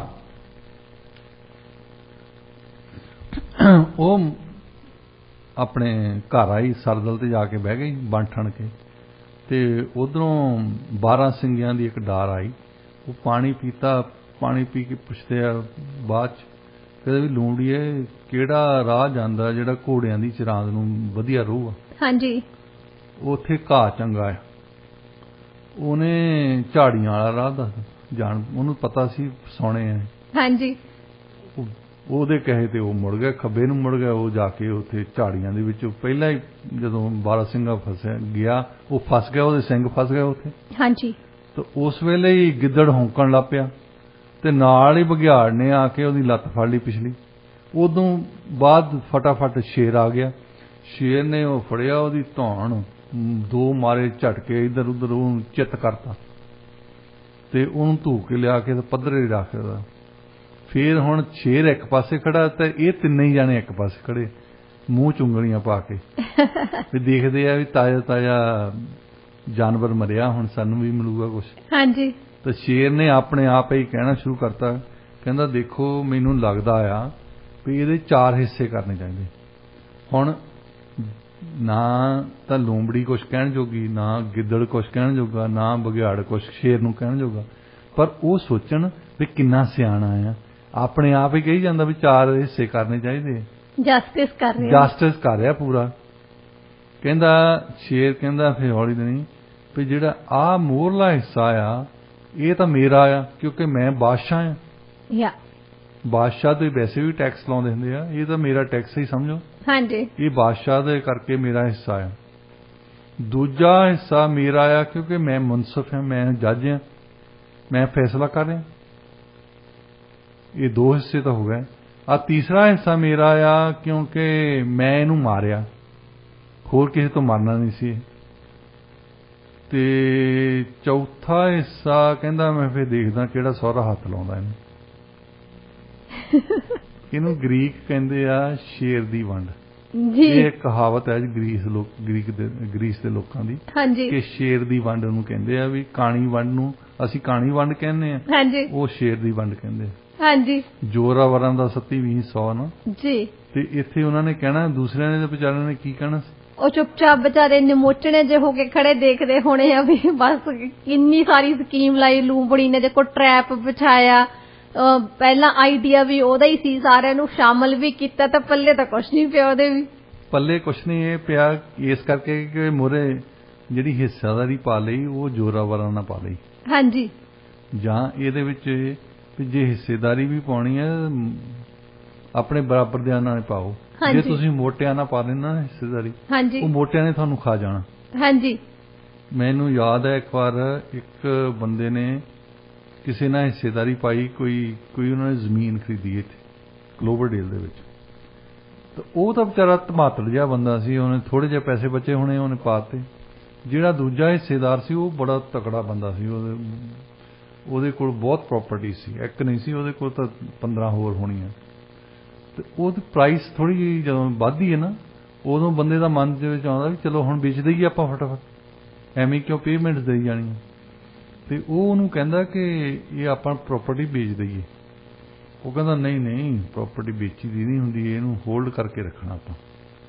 ਹੁਣ ਜਿਹਨੇ ਤਾਂ ਥੋੜੇ ਪੈਸੇ ਆ, ਜਿਹਦੇ ਕੋਲ ਜਿਹਨੂੰ ਤਕਲੀਫ ਆਉਂਦੀ ਆ ਵੀ ਮੈਂ ਪੇਮੈਂਟ ਵੀ ਦੇਣੀ ਹੈ 2 ਹਫ਼ਤਿਆਂ ਬਾਅਦ, ਉਹ ਤਾਂ ਤਰਲੋ ਮੱਛੀ ਆ ਵੀ ਇਹਨੂੰ ਵੇਚ ਜਾਈਏ। ਹਾਂਜੀ, ਜਿਹੜਾ ਮੋਟਾ ਬੰਦਾ ਜਿਹਨੂੰ ਕੋਈ ਫਿਕਰ ਨਹੀਂ, ਕੋਈ ਫਾਕਾ ਨਹੀਂ, ਉਹ ਕਹੀ ਜਾਂਦਾ ਨਹੀਂ ਇਹ ਕੋਈ ਗੱਲ ਨਹੀਂ, ਹੁਣ ਨਹੀਂ ਤਾਂ ਫਿਰ 10 ਸਾਲ ਨੂੰ ਤਾਂ 10 ਸਾਲ ਕਿਹਨੇ ਦੇਖੇ, ਉਹਨੂੰ ਤਾਂ ਰਾਤ ਨੂੰ ਨੀਂਦ ਨਹੀਂ ਆ ਰਹੀ ਬੰਦੇ ਨੂੰ। ਹਾਂਜੀ, ਇਹ 10 ਸਾਲਾਂ ਦੀਆਂ ਗੱਲਾਂ ਕਰਨ ਲੱਗਾ ਹੈ।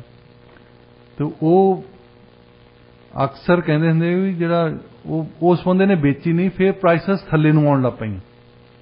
ਜਦੋਂ ਥੱਲੇ ਨੂੰ ਆਉਣ ਲੱਗ ਪਈਆਂ ਤਾਂ ਉਹ ਕਹਿੰਦਾ ਮੈਂ ਇਹਨੂੰ ਰਾਤ ਨੂੰ ਫੋਨ ਕੀਤਾ, ਇੱਕ ਜਿਹੜਾ ਬੰਦਾ ਛੋਟਾ ਸੀ। ਹਾਂਜੀ, ਕਹਿੰਦਾ ਮੈਂ ਰਾਤ ਨੂੰ ਫੋਨ ਕੀਤਾ ਜੀ। ਉਸ ਬੰਦੇ ਦੇ ਕਿਤੇ ਬੇਟੇ ਨੇ ਚੱਕਿਆ ਹੋਣਾ ਫੋਨ, ਕਿਹਾ ਵੀ ਪਾਪਾ ਤਾਂ ਘਰ ਨਹੀਂ, ਵੀ ਉਹ ਲੇਟ ਆਉਂਦੇ ਹੁੰਦੇ, ਵੀ ਸਵੇਰ ਨੂੰ ਕਰਨੇ। ਉਹ ਕਹਿੰਦਾ ਵੀ ਜੇ ਤੁਸੀਂ ਲੇਟ ਵੀ ਆਉਂਦੇ ਆ ਨਾ ਤੇ ਉਹਨਾਂ ਨੂੰ ਕਹੋ ਮੈਨੂੰ ਕਰ ਲੈਣ, ਕੋਈ ਗੱਲ ਨਹੀਂ। ਉਹ ਕਹਿੰਦੇ ਨਹੀਂ ਵੀ ਜ਼ਿਆਦਾ ਹੀ ਲੇਟ ਹੁੰਦੇ, ਕਈ ਵਾਰੀ ਵੀ 1:30-2 ਵਜੇ ਘਰ ਨੂੰ ਆਉਂਦੇ ਹੁੰਦੇ, ਜ਼ਿਆਦਾ ਲੇਟ ਹੋ ਜਾਂਦਾ, ਇਸ ਵੇਲੇ ਤੁਹਾਨੂੰ ਕਿਦੋਂ ਫੋਨ। ਉਹ ਕਹਿੰਦਾ ਮੇਰੇ ਤਾਂ ਪੈਸੇ ਲੱਗੇ, ਮੈਨੂੰ ਨੀਂਦ ਹੀ ਨਹੀਂ ਆਉਂਦੀ, ਮੈਨੂੰ ਭਾਵੇਂ 1:30 ਵਜੇ ਕਰਨਾ, ਮੈਨੂੰ 4 ਵਜੇ ਕਰ ਲੈਣ, ਮੈਂ ਜਾਗਦਾ ਹੀ ਹੁੰਦਾ। ਹਾਂਜੀ, ਕਿਸੇ ਵੀ ਸਮੇਂ ਕਰ ਲੈਣ। ਇਹ ਨੀਂਦ ਨਹੀਂ ਆਉਂਦੀ ਵਾਲਿਆਂ ਦੀ ਗੱਲ ਹੈ ਵੀ ਜਿਹੜੇ ਬੰਦੇ ਦੇ ਕੋਲ ਹਿੰਮਤ ਨਹੀਂ, ਉਹਨੇ ਪੰਗਾ ਲੈ ਲਿਆ ਸ਼ੇਰ ਦੇ ਨਾਲ। ਹਾਂਜੀ, ਸ਼ੇਰ ਦੇ ਨਾਲ ਲੂੰਬੜੀ ਦਾ ਹੁਣ ਕੀ ਵਾਸਤਾ ਹੈ? ਹਾਂਜੀ, ਗਿੱਦੜ ਦਾ ਕੀ ਵਾਸਤਾ ਹੈ ਜੀ? ਉਹ ਵੱਡਾ ਆ ਹਿੱਸੇਦਾਰ, ਇਹ ਛੋਟੇ ਹਿੱਸੇਦਾਰ। ਹਾਂਜੀ, ਸ਼ੇਰ ਨੇ ਤਾਂ ਵੰਡ ਏਦਾਂ ਹੀ ਕਰਨੀ। ਹਾਂਜੀ, ਸ਼ੇਰ ਨੇ ਤਾਂ ਫਿਰ ਆਪਣਾ ਵੱਡਾ ਹਿੱਸਾ ਲੈਣਾ ਹੀ ਸੀ, ਸਾਰਿਆਂ ਨਾਲੋਂ ਜ਼ਿਆਦਾ ਤਾਕਤਵਰ ਜੋ ਸੀ। ਪਰ ਦੇਖ ਲਓ ਹੋਈ ਤਾਂ ਵਿਚਾਰਿਆਂ ਨਾਲ ਮਾੜੀ ਆ ਡਾਕਟਰ ਸਾਹਿਬ। ਪਰ ਚਲੋ ਇਹਦਾ ਅੱਜ ਦਾ ਵਿਚਾਰ ਦੱਸੋ। ਅੱਜ ਦਾ ਵਿਚਾਰ ਡਾਕਟਰ ਸਾਹਿਬ ਮੈਂ ਤੁਹਾਨੂੰ ਦੱਸਦੀ ਆ। ਅੱਜ ਦਾ ਵਿਚਾਰ ਹੈ ਜੀ, ਮੰਨਿਆ ਕਿ ਜ਼ਿੰਦਗੀ ਛੋਟੀ ਹੁੰਦੀ ਆ, ਪਰ ਮੁਸਕਰਾਉਣ ਲਈ ਵੀ ਤਾਂ 1 ਸੈਕਿੰਡ ਹੀ ਚਾਹੀਦਾ। ਇਸੇ ਨੋਟ ਤੇ ਅਸੀਂ ਅੱਜ ਦਾ ਪ੍ਰੋਗਰਾਮ ਇੱਥੇ ਹੀ ਸਮਾਪਤ ਕਰਦੇ ਹਾਂ। ਪ੍ਰੋਗਰਾਮ ਤੁਹਾਨੂੰ ਕਿਹੋ ਜਿਹਾ ਲੱਗਿਆ, ਕਹਾਣੀ ਤੁਹਾਨੂੰ ਕਿਹੋ ਜਿਹੀ ਲੱਗੀ, ਸਾਨੂੰ ਦੱਸਣਾ ਜ਼ਰੂਰ। ਸਟੂਡੀਓ ਦਾ ਨੰਬਰ ਹੈ 6045929191 6045929191। ਡੇਲੀ ਨਿਊਜ਼ ਅਪਡੇਟ ਦੇ ਲਈ ਸਾਨੂੰ ਸਾਡੇ ਸੋਸ਼ਲ ਮੀਡੀਆ ਹੈਂਡਲਸ ਤੇ ਫੋਲੋ ਜ਼ਰੂਰ ਕਰੋ। ਟਵਿੱਟਰ, ਇੰਸਟਾਗ੍ਰਾਮ ਤੇ ਫੇਸਬੁੱਕ ਹੈ ਜੀ ਰੇਡੀਓ ਇੰਡੀਆ 1110 ਦੇ ਨਾਂ ਹੇਠ। ईमेल लिख सकते हो info@radioindia.ca।